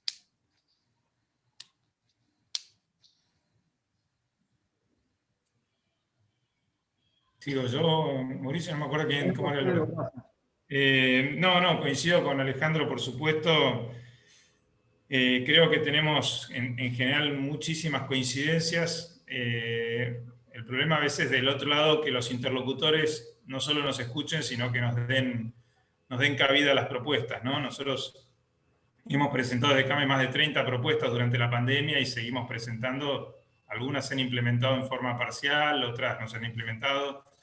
Pero bueno, con respecto a lo que decías del monotributista y del autónomo, por supuesto, nosotros desde CAME hemos pedido que los autónomos sean incluidos en un régimen también de subir los montos mínimos imponibles. Aparte del trabajador autónomo está en el peor de los mundos porque tiene muy pocos conceptos deducibles de su impuesto, y cualquier monotributista, que muchas veces las pymes empiezan como monotributista, que tiene que pasar al régimen de responsable inscripto, es un salto al vacío, porque realmente es un retroceso enorme. Hay que generar un escalón intermedio, de tal manera que ese salto no sea un salto tan oneroso que lo que hace es que o se informalice o directamente, si se formaliza muchas veces, vuelve para atrás porque empieza a generar tantos impuestos y tantos costos que no le justifica. Este tema de subir el mínimo no imponible para los trabajadores en relación de dependencia a 150.000 pesos, que es bueno, porque realmente generaría mucho más consumo en la economía. Por otro lado, vino acompañado del tema de que el impuesto a las ganancias para las empresas iba a empezar a cambiar y no seguimos la escala de la rebaja al 25%. Con lo cual, se modifica un lado y se recorta por el otro. Seguimos con la sábana corta y eso la verdad que no genera la confianza necesaria para que una economía se desarrolle y las inversiones se consoliden. Nada más que eso. Bueno, lo primero ahí que coincido con Alejandro, creo que todas las organizaciones pymes tenemos una gran deuda, ¿no? Que somos varias, vemos alguna parte de nuestras problemáticas particulares, pero no nos terminamos juntando para hacer los reclamos, que generalmente son coincidentes, ¿no? O sea, si tomáramos todos esos reclamos, la mayoría estaríamos coincidiendo. Pero como no tenemos esa capacidad, que creo que es un tema que sí nos tenemos que forzar a ver cómo lo podemos lograr, hacer esos reclamos, tenemos menos fuerza, menos visibilidad.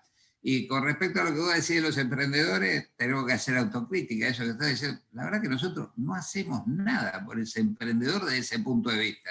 En una de esas trabajamos en un concurso emprendedor, queremos que se desarrollen todo, pero después los tiramos al vacío, porque no lo estamos defendiendo de cómo van a empezar a trabajar, ¿no? Los incentivamos porque hacemos un concurso, premiamos su iniciativa, su creatividad, su desarrollo, pero no lo estamos ayudando a estar en este mundo, no lo tenemos ni en los reclamos, así que vino bien la pregunta porque ya nos los anotamos como un deber pendiente también, ¿no? De un sector de nuestro universo que no estamos representando. Bueno, Alejandro, Pedro y Javier, en nombre del Centro PYME de la UCEMA, les agradezco muchísimo que nos hayan acompañado. Estuvo muy buena la charla. Y entonces vamos al siguiente módulo. Le cedo la palabra a Mario Casa. Gracias. Y bueno. Gracias. Adiós, Pedro, adiós, Javier. Adiós, Mauricio. Gracias. Buenas tardes a todos los que nos están acompañando. Gracias a los panelistas. Realmente muy, muy interesante. Y bueno, ahora tenemos una mesa de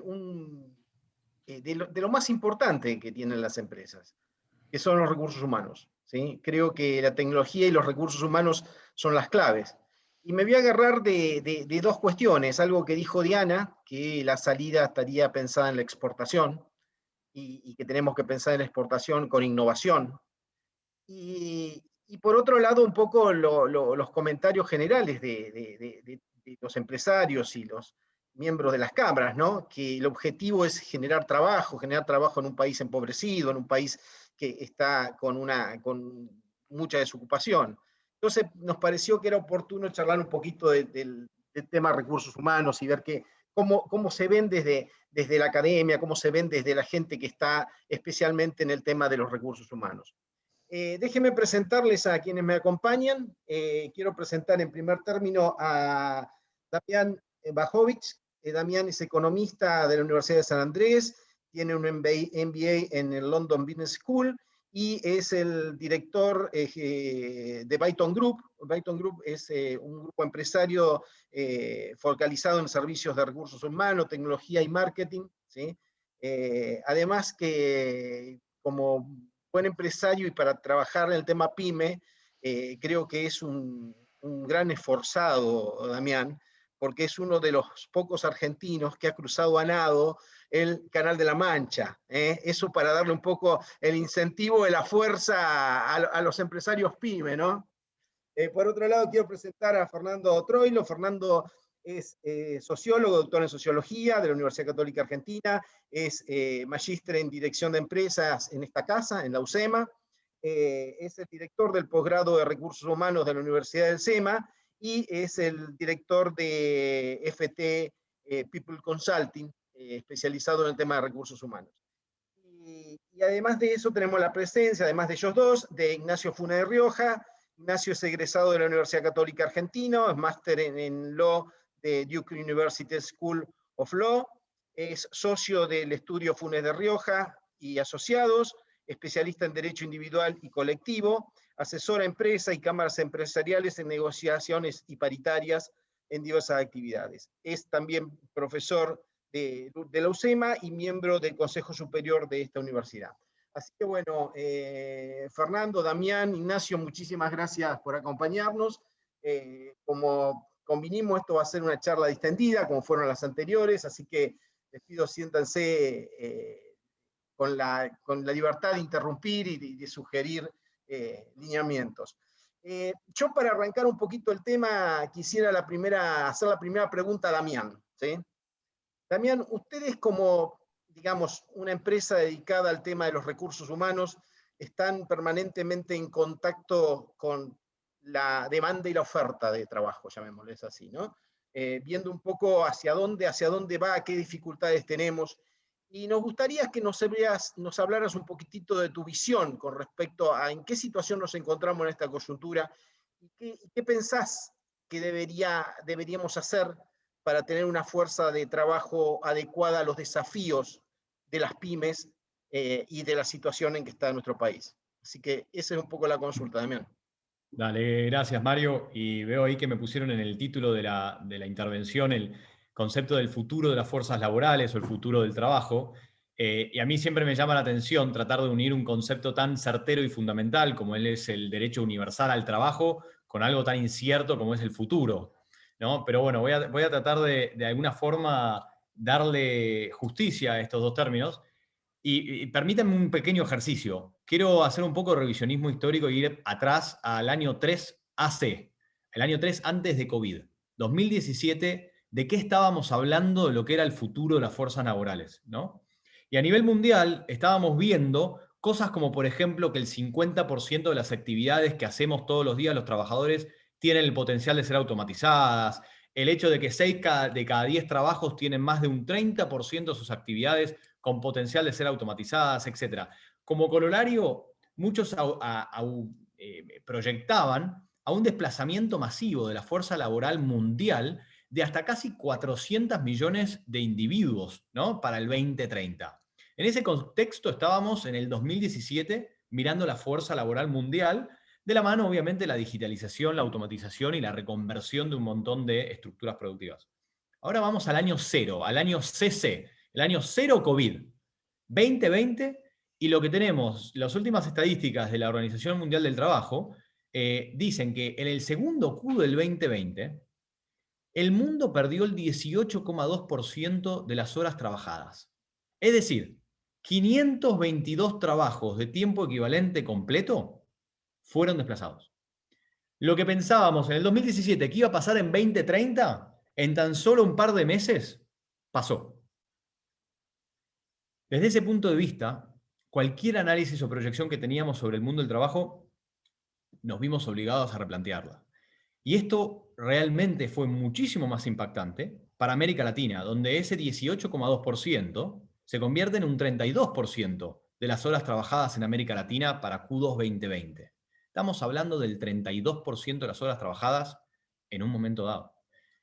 Entonces, ahora sí, con ese contexto de lo que pasó en el año 2020, pensemos un poco en esto del futuro del trabajo, porque el COVID lo único que hizo fue acelerar un fenómeno global que ya estaba ahí, pero que al fin y al cabo lo trajo y lo metió en un periodo tan chiquito como un año. 100 años tardamos en ir de las fábricas, del campo hasta las fábricas. Bueno, el COVID en un año desplazó una fuerza laboral sin precedentes. Yo en cuanto al futuro del trabajo, si me permitís, lo veo como en tres grandes etapas, son tres grandes buckets, ¿no?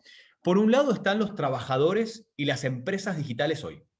Gran parte de las pymes, o una buena parte de las pymes en Argentina son empresas nativas digitales, por suerte. La verdad que tenemos en Argentina un desarrollo increíble en lo que es el uso de la tecnología de exportación y demás. Así que eso es uno de los mundos. El otro mundo es el gran mundo de los trabajadores analógicos y tradicionales y las empresas tradicionales, ¿no? Hoy. Y un tercer mundo son todos los trabajadores que hoy no son parte del futuro del trabajo. Todos los trabajadores informales. Entonces vamos a hablar un poquito de cada uno de estos tres mundos rápidamente. Tenemos al principio el mundo digital. Un sector increíblemente dinámico con un potencial gigante, llamado hoy la vaca muerta digital en Argentina, con el potencial de tener más o menos el 50% del producto exportador argentino que venga de la mano de este mundo. Pero hoy estamos hablando de un porcentaje relativamente bajo de lo que es la población trabajadora y la población de las empresas. Y si miramos a una pyme tradicional, que está mirando en cómo reconvertirse, en cómo digitalizarse, en cómo competir frente a un mundo donde las habilidades se están digitalizando y las tareas se están digitalizando, este mundo pyme, este mundo empresario mira a los talentos necesarios para poder sumarse a ese mundo de digitalización y en muchos casos son inaccesibles por los salarios que se pagan, porque muchas de estas personas están trabajando para el exterior en este momento. Entonces es una base de talento que necesitamos las empresas para reconvertirnos, analistas de data, desarrolladores, etcétera, que hoy está haciendo, incluso no solo eso, no solo los trabajadores, sino las empresas de servicio digital hoy están viendo mucho más potencial en exportar sus servicios que en venderlos acá en Argentina. Entonces tampoco podés tener acceso a las empresas que dan servicios de desarrollo de software, porque hay que pagarlas en dólares. Entonces, ¿qué tenemos hoy en este segundo gran grupo, que son las empresas tradicionales o los talentos analógicos? Que hoy representan una gran parte de esta población. El COVID nos propuso, de alguna forma, para los sobrevivientes de la coyuntura COVID, es decir, aquellos sectores que no son el sector de turismo, que no son el sector gastronómico, que están sufriendo una coyuntura sin precedentes, para el resto de los sectores que nos propuso el COVID una transformación digital interna tremenda, de cómo hacíamos las cosas, de cómo nos relacionábamos internamente, de cómo manejábamos el trabajo. Entonces, como no son tan accesibles esos talentos digitales que dijimos para poder llevar a cabo estos proyectos, en algunos casos, tenemos la obligación, como dijo Javier en el panel anterior, de recapacitar a nuestras fuerzas de trabajo. Y ahí, por suerte, hay tantas iniciativas del sector público, del sector privado, que tienden a recapacitar y reconvertir la fuerza laboral registrada, formal, en talentos potenciales digitales. Porque talentos digitales seremos todos, no solamente un porcentaje chico de la población. Cada vez más, creo que un reglamento en Estados Unidos dice que solo 2 oficios no tienen ninguna necesidad de talento digital. Solo 2. Si no me acuerdo mal, uno de ellos era lavar platos, que bueno, el COVID vino a también challengear ese rol de esos oficios. Entonces, tenemos esa responsabilidad como empresas de mirar nuestra fuerza laboral y ver cómo vamos a competir en ese mundo futuro digital, ¿no? Con nuestra fuerza laboral, y tenemos esa responsabilidad de reconvertirla. También los individuos tienen esa responsabilidad. Los trabajadores analógicos, hoy en un mundo donde la educación está al acceso de todos, y no educarse y no mantenerse actualizado es realmente una elección y no una prohibición. Entonces, desde ese punto de vista, los individuos tenemos la responsabilidad de mantenernos actualizados. Y ahí un poco este segundo mundo. El tercer mundo es el que mencionaba, es los que no están en ese futuro del trabajo, ¿no? Alejandro recién hablaba de la informalidad en Argentina, la informalidad en América Latina. En América Latina tenemos menos de la mitad de los trabajadores altamente capacitados de Estados Unidos o Europa y más del doble de los trabajadores poco capacitados. Más del 60% de nuestros trabajadores formales pasan la mayor parte de su trabajo en actividades rutinarias. Ni hablar de los trabajadores informales. Y 1 de cada 2 trabajadores es informal en América Latina.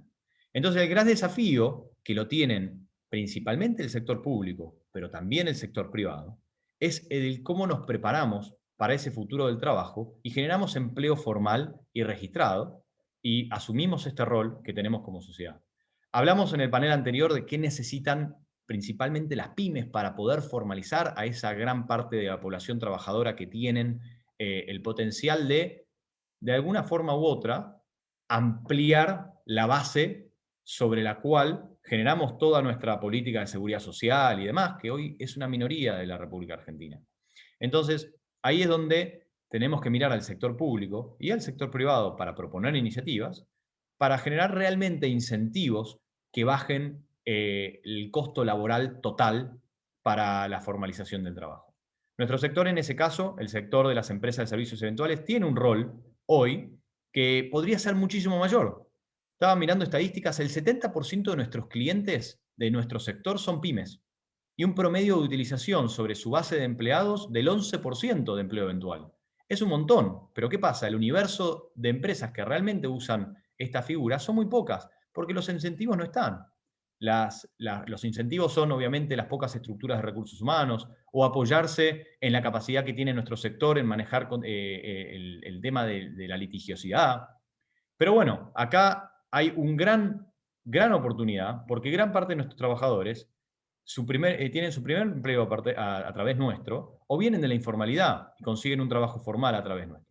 Faltan incentivos concretos, pero creemos que nosotros como sector somos una solución, que hoy el caso de uso está de la mano de las pymes, y bueno, faltan esos incentivos que muchas veces hablamos con Ignacio y demás, para que se lleven a cabo y poder darle justamente a este gran mundo de trabajadores informales la posibilidad de empezar a participar de este futuro del trabajo del cual hoy no son parte.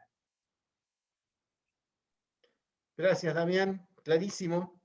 Y ahora me gustaría escuchar la opinión de Fernando, un poco desde la experiencia de la academia. ¿Cómo un empresario pyme hacia adentro empieza a reconfigurar para actuar en esta realidad que nos pintó Damián? Bueno, te voy a hablar desde la academia y de la gestión de recursos humanos en empresas y de mi experiencia. Y para ser asertivo y ayudar con la agenda y los tiempos, me voy a centrar en dos cuestiones que se dijeron. Se pensaron en dos salidas concretas para la mejora de las pymes: exportaciones e innovación. Ahora, es el momento de poner entonces la gestión de recursos humanos en la mesa de dirección también de las pymes, que muchas veces no está. ¿Por qué? Porque si hablamos, por ejemplo, de querer exportar, la pregunta que deberíamos hacernos como directores de pymes sería: ¿qué capacidades organizacionales y en términos de personas tengo que tener para poder ser exportable? Y ese es un problema de recursos humanos. Y muchas veces esta pregunta ni siquiera está en la mesa de directorio de las pymes. El segundo punto, se dijo innovación. Para poder innovar, que significa no solamente crear ideas, sino también llevarlas al plano de la implementación, se necesita tener una cultura de creación. Una cultura de creación significa que la empresa en sus usos y costumbres, comenzando por el número 1 de la pyme, está centrado más bien en mirar hacia afuera. Y esa es la pregunta también que tenemos que hacernos nosotros desde las pymes. Nuestros directivos, nuestros CEOs de pymes, ¿miran hacia afuera o tienen una mirada más hacia adentro de la pyme? ¿Tenemos una cultura que favorece la creación de nuevas ideas y la innovación, o tenemos liderazgos tradicionales que penalizan el error, están más centrados en las burocracias, en los controles? ¿Tenemos una cultura paternalista que muchas veces tienen las pymes? ¿O tenemos una cultura más bien que favorezca la creación de los talentos necesarios que tengo que tener para lograr esta exportación y lograr esta innovación, que muchas veces no son los que hoy tengo? Necesito pensar en desarrollar o incluir otros talentos. Pensando en lo que es la digitalización, tenemos que tener características que tiene el talento digital. Por ejemplo, la colaboración, la innovación, el manejo de metodologías ágiles, el manejo de aspectos técnicos como de cloud computing, como de analytics. ¿Tenemos esas capacidades? Y por último, ¿nuestro liderazgo favorece esta cultura de creación? Digamos, como forma de gestionar personas que promuevan también en los equipos la innovación y la colaboración. Acá creo que está el mayor desafío para los dueños de pymes, porque son los que creo primero tienen que hacer ese cambio de actitud mental. Actitud mental que hoy se llama también, se utiliza mucho la palabra mindset. Ese sería el mindset, el cambio de actitud mental. Ahora esto tiene que comenzar por el número 1 y impregnar en toda la organización. Y esto es un tema, si quieren, más profundo, pero tan profundo como necesario para después poder llevar digamos, adelante cualquier tipo de táctica. Para después también, desde una gestión profesionalizada de recursos humanos, poder cuidar que todos los procesos de incorporación, desarrollo, compensación, fidelización de los talentos, también impulsen estos atributos necesarios para poder exportar e innovar. Pero el primer paso es poner la gestión de recursos humanos profesionalizada en la mesa de directorio de las pymes también. Gracias, Fernando. Muy claro, un gran deber, no solo de los empresarios pymes, sino creo que en general de la Argentina, es el hecho de exportar, ¿no? Si nos comparamos con Chile, exportamos 1/3 per cápita de lo que exporta un chileno y la mitad del per cápita de lo que exporta un uruguayo, con lo cual me parece que nos corta más allá de pyme o de gran empresa el tema. Así que muchas gracias, Fernando. Y bueno, siempre necesitamos un abogado en la mesa, ¿no? Y más cuando hablamos de cuestiones laborales. Ignacio, mi pregunta hacia vos sería, ¿cómo ves con este cambio que necesitamos, tanto desde el lado de la oferta como del lado de la demanda laboral? ¿Cómo ves el tema de legislación? ¿Cómo ves el tema de los sindicatos? ¿Sí? Porque creo que tenemos que ser muy flexibles, ¿sí? Y yo tengo dudas de la flexibilidad o cuánto estamos dispuestos a flexibilizar los temas laborales. Bueno, muchas gracias, muy buenas tardes, noches a todos. Un lujo poder compartir estos momentos con ustedes. Y bueno, y además del lado de amigos como Damián, bueno, Fernando muy bueno también, muy interesante y desafiante poder hablar después de estas dos presentaciones y las de los economistas. Y bueno, ¿cómo pensamos distinto? Primero, se han dicho muchas palabras prohibidas en la Argentina. Hablamos de flexibilidad, de productividad. Lo primero que tenemos que hacer es no ponernos rojos cuando hablamos de esas cosas y desmitificar. ¿Sí? Hay que desmitificar. ¿Por qué? Porque todos nos hemos vuelto un poco populistas, y no digo que sea un tema de los últimos 5, 10 o 15 años, es a lo largo de la vida, porque a mí me ha tocado acompañar el tema laboral, y escuché, esto mejor no lo digas así, no lo digas así, mejor esto, digamos, usa tal otra palabra que quiere decir lo mismo, pero no se nota. Bueno, hay que empezar a decir la verdad. Creo que la clave para que se produzcan los cambios necesarios, para que la Argentina crezca con empleo genuino, empleo registrado, que pueda ir a distribuir la riqueza en vez de distribuir pobreza, es decirnos la verdad. Tenemos que sacarnos las máscaras y enfrentar con dolor y con valentía nuestra realidad. ¿Dónde estamos? Ya no somos la potencia que supimos ser. Somos un país que se tiene que desafiar a sí mismo, que tiene que encontrar su nuevo rol en este mundo cambiante. ¿Por qué? Venimos de un pasado de una legislación recontrarrígida, que ha quedado antigua, de convenios colectivos centralizados, sindicatos durísimos, con muchísimo poder económico y social. Venimos con jueces con una cultura mamada desde las universidades totalmente pro-empleados. Venimos con un nivel de informalidad del 50%. Argentina no puede seguir haciendo la plancha. Los cambios se han acelerado, como decía Damián, y se han acelerado a una velocidad vertiginosa. Bueno, ¿podíamos sobrevivir unos años más sin cambiar, sin enfrentar nuestra realidad? Yo creo que no. Yo creo que Argentina tiene la oportunidad, puede salir adelante, pero si dice la verdad y si enfrentamos nuestros problemas con sinceridad y con valentía, y para eso se necesita fuerza en la dirigencia, ¿sí? De la mano del diálogo, no hay nada que se pueda imponer. Los cambios impuestos no sirven para nada. Soy un convencido de eso, me dedico a la negociación colectiva. ¿Sí? Nadie se lleva puesto al otro, lo tiene que convencer, lo tiene que persuadir para que esos cambios realmente ocurran. Como decía Fernando, dentro de las empresas, lo mismo, las cuestiones no pasan en las empresas si el número uno no está convencido, si el número uno no cree en los temas ambientales, en los temas de responsabilidad social, en los temas de recursos humanos, ni perdamos tiempo. Si no lo convencimos al uno, bueno, a la sociedad hay que convencerla de sus líderes, y para eso tenemos que decirnos la verdad, y los líderes tienen que tener la valentía de decir en público lo que a veces solo se dice en privado y a medias tintas. Yo creo que esa es la clave. Si no reconocemos el problema, es difícil que salgamos adelante. Escuché tantas veces hablar a los economistas del problema laboral que casi que me emocionaba. Digo, pero entonces no me va a quedar mucho para decir a mí, porque todos están identificando claramente dónde está el tema. Y una de las claves para mí, para darles una lista distinta, es tenemos que dejar de resolver los conflictos a través del daño. ¿Por qué? Nosotros resolvemos los conflictos, tenemos una inflación galopante, tenemos conflictos todos los años por el tema salarial. ¿Y cómo resolvemos los conflictos salariales? A ver quién le hace más daño al otro, quién se aguanta más el daño. ¿Para qué? Para recomponer mínimamente los salarios de la manera que podamos, tratando de perder la menor competitividad posible según cómo viene el tipo de cambio y demás. ¿Nos hacemos daño para eso, para esa miseria? Señores, más allá de lo que nos cuesta pagar esos salarios después de cada paritaria, si vamos a hacer semejante escándalo por eso, más vale que sea por una modificación de fondo de las condiciones y no por esa discusión que después termina totalmente abstracta porque una emisión monetaria, como nos explicaba Diana, o de bonos se lleva puesto cualquier proyección de inflación en pocos segundos. Entonces creo que tenemos que darnos las discusiones de fondo en serio, que implica, por ejemplo, dejar de hacerse daño. La otra manera de dejarse de hacer daño es la litigiosidad. Soy el único abogado, espero que nadie se ofenda, pero los juicios terminan siendo muy caros para todo el mundo. Es una intermediación muy cara de la justicia y la que ejercemos nosotros los abogados para resolver un mero conflicto de un despido, de una diferencia salarial. pensemos en el mundo para adelante, no defendamos, no nos atornillemos más a un puesto de trabajo y pensemos en la fuente de trabajo, que la palabra reestructurar deje de ser una mala palabra, de decir, bueno, hay oportunidad.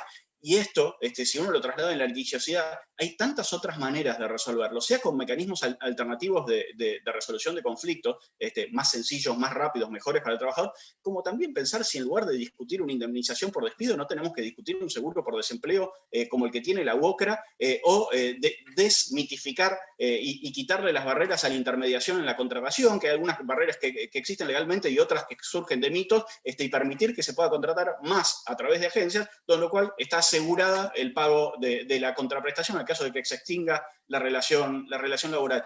Digo, tenemos que repensar el derecho laboral. No podemos quedarnos estancados en normas que vienen de la década del 30, jornada, del 40 y del 50, en gran parte en materia de negociación colectiva, del 70 los convenios colectivos y la ley de contrato de trabajo, y ni hablar tema obras sociales.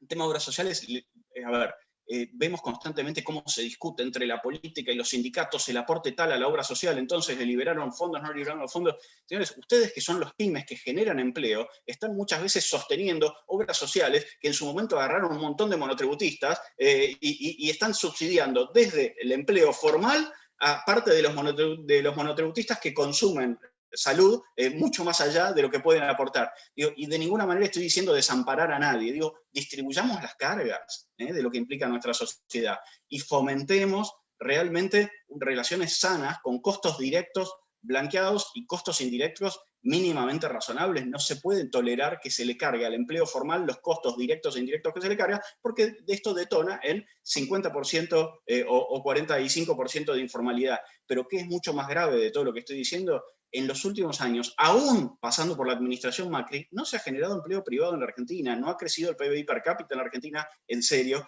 El único empleo privado que se generó en la Argentina en el último año había sido en la provincia de Neuquén gracias a Vaca Muerta, un regalo del cielo que tenemos ahí, esperemos no estropearlo, pero no se genera empleo privado registrado en la Argentina. No podemos ver lo evidente, tenemos que seguir intentando tapando el sol con las manos, prohibiendo despidos, prohibiendo suspensiones, diciendo, pero te compensé con un ATP, que no alcanza para nada para normalizar la situación y para promover los cambios necesarios para los tiempos que corren.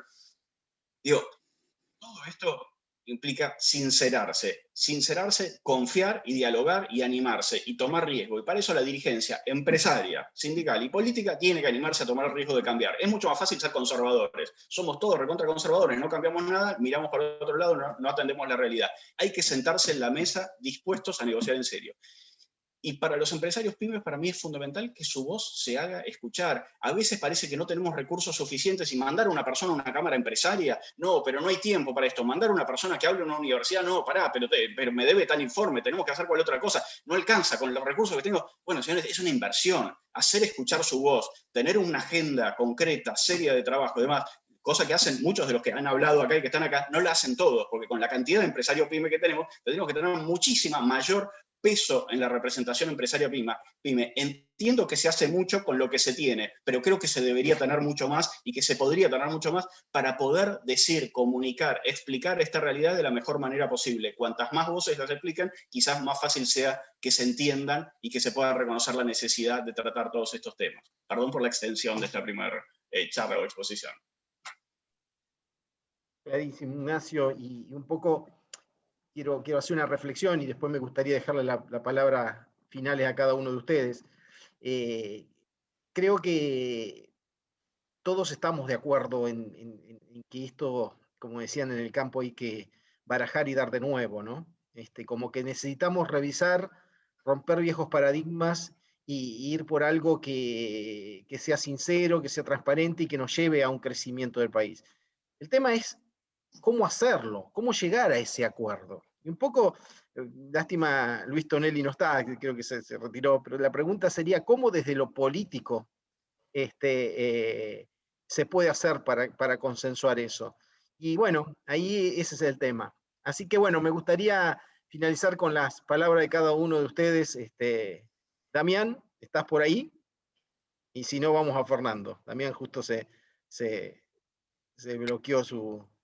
Fernando, ¿qué reflexión final tenés para todo esto? Bueno, la reflexión, un poco vuelvo a poner el acento. Hay variables, por supuesto, económicas, políticas, que uno no puede controlar. Se pueden presentar proyectos, etcétera, pero siempre dependemos de un protagonismo externo. Entonces, por eso me gusta centrarme en sí lo que puedo hacer yo. Entonces, en ese punto de vista es que pongo nuevamente el punto de reflexión a los dueños de pyme, que entiendo aquí son la mayoría de los participantes, que son directores y dueños de sus propios emprendimientos y organizaciones, en que el cambio tiene que comenzar por algo personal, ¿no? Desde el punto de vista de comprender cuál es el impacto de una gestión de personas profesionalizada en el posible crecimiento de la compañía, y a partir de eso empezar a orientar la creación de una cultura, de un liderazgo en la pyme que acompañe la estrategia del negocio. Realmente, pero no como un departamento de recursos humanos como muchas veces existe, que la tarea única que realiza es liquidar sueldos. No, eso no es gestión estratégica de personas, no. Gestión estratégica de personas es apoyar prácticas y procesos que acompañan resultados de negocio concretos. Entonces, eso por un lado, y por otro me voy a hacer eco también de, mencionaba Bestany la necesidad de trabajar de una manera un poco más conjunta en las cámaras, en las asociaciones, y ahí no puedo dejar de no expresar también mi mirada desde capital humano.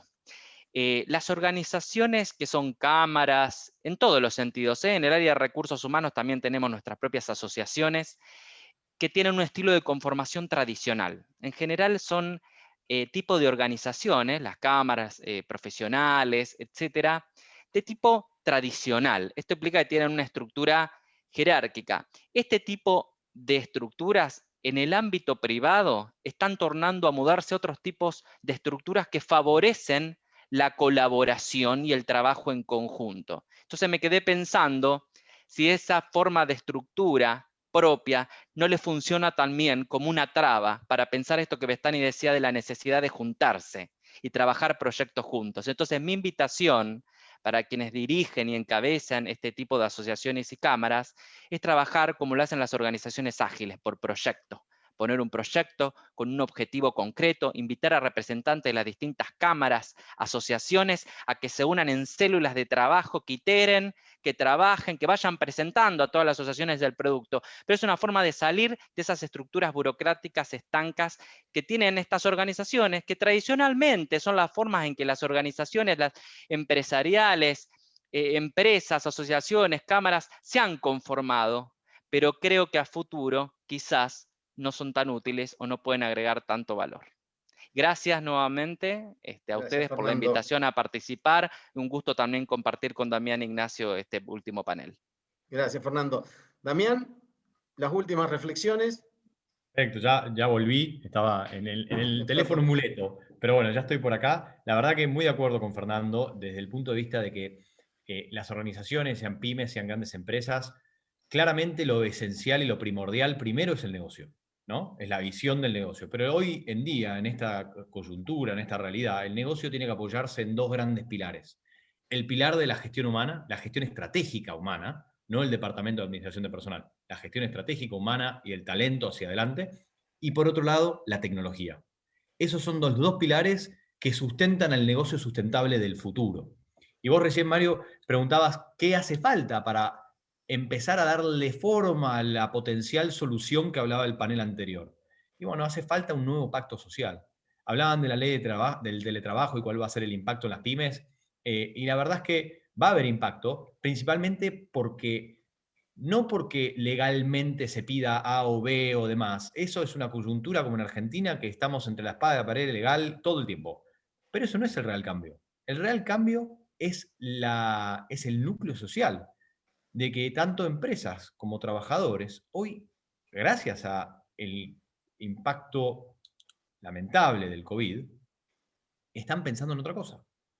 Los trabajadores se reencontraron en otro tipo de trabajo y las empresas se reencontraron con una aceleración de la digitalización de vuelta, las que pudieron, ¿no? Así que este pacto social va a militar un nuevo pacto social entre empresa y trabajador, pero también entre, obviamente, Estado, trabajadores y sector privado.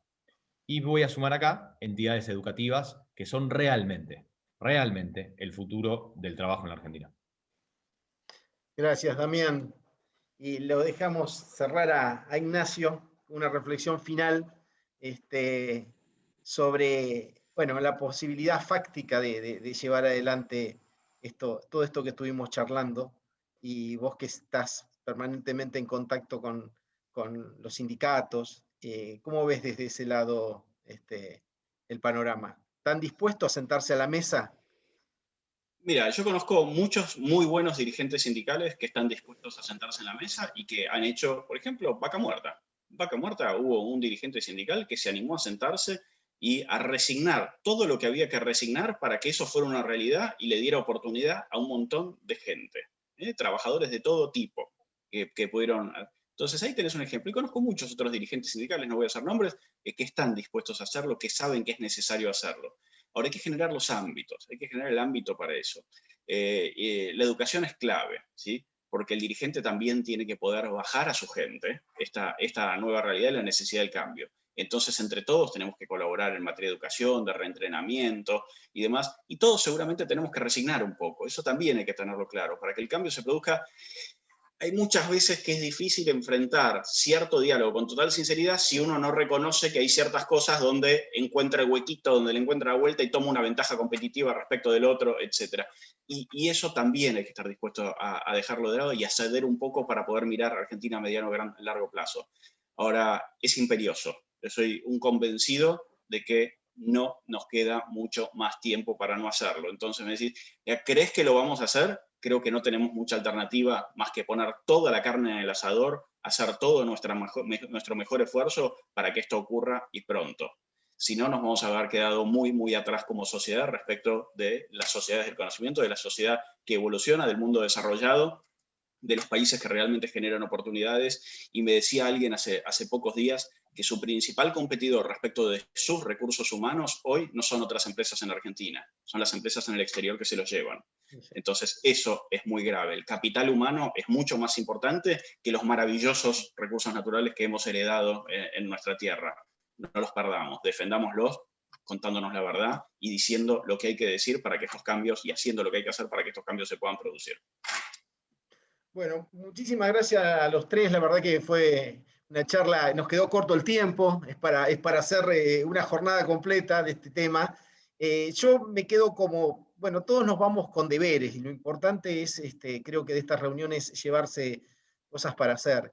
Y yo me quedé bastante enganchado con lo que dijiste vos, Fernando, ¿no? De cambiar la metodología en cuanto a la manera de trabajar, que las cámaras, las organizaciones que representan las pymes deberían plantearla. Y acá digo, bueno, tal vez desde las universidades y desde esta escuela debamos pensar en algún aporte metodológico para llevar adelante esta discusión, ¿sí?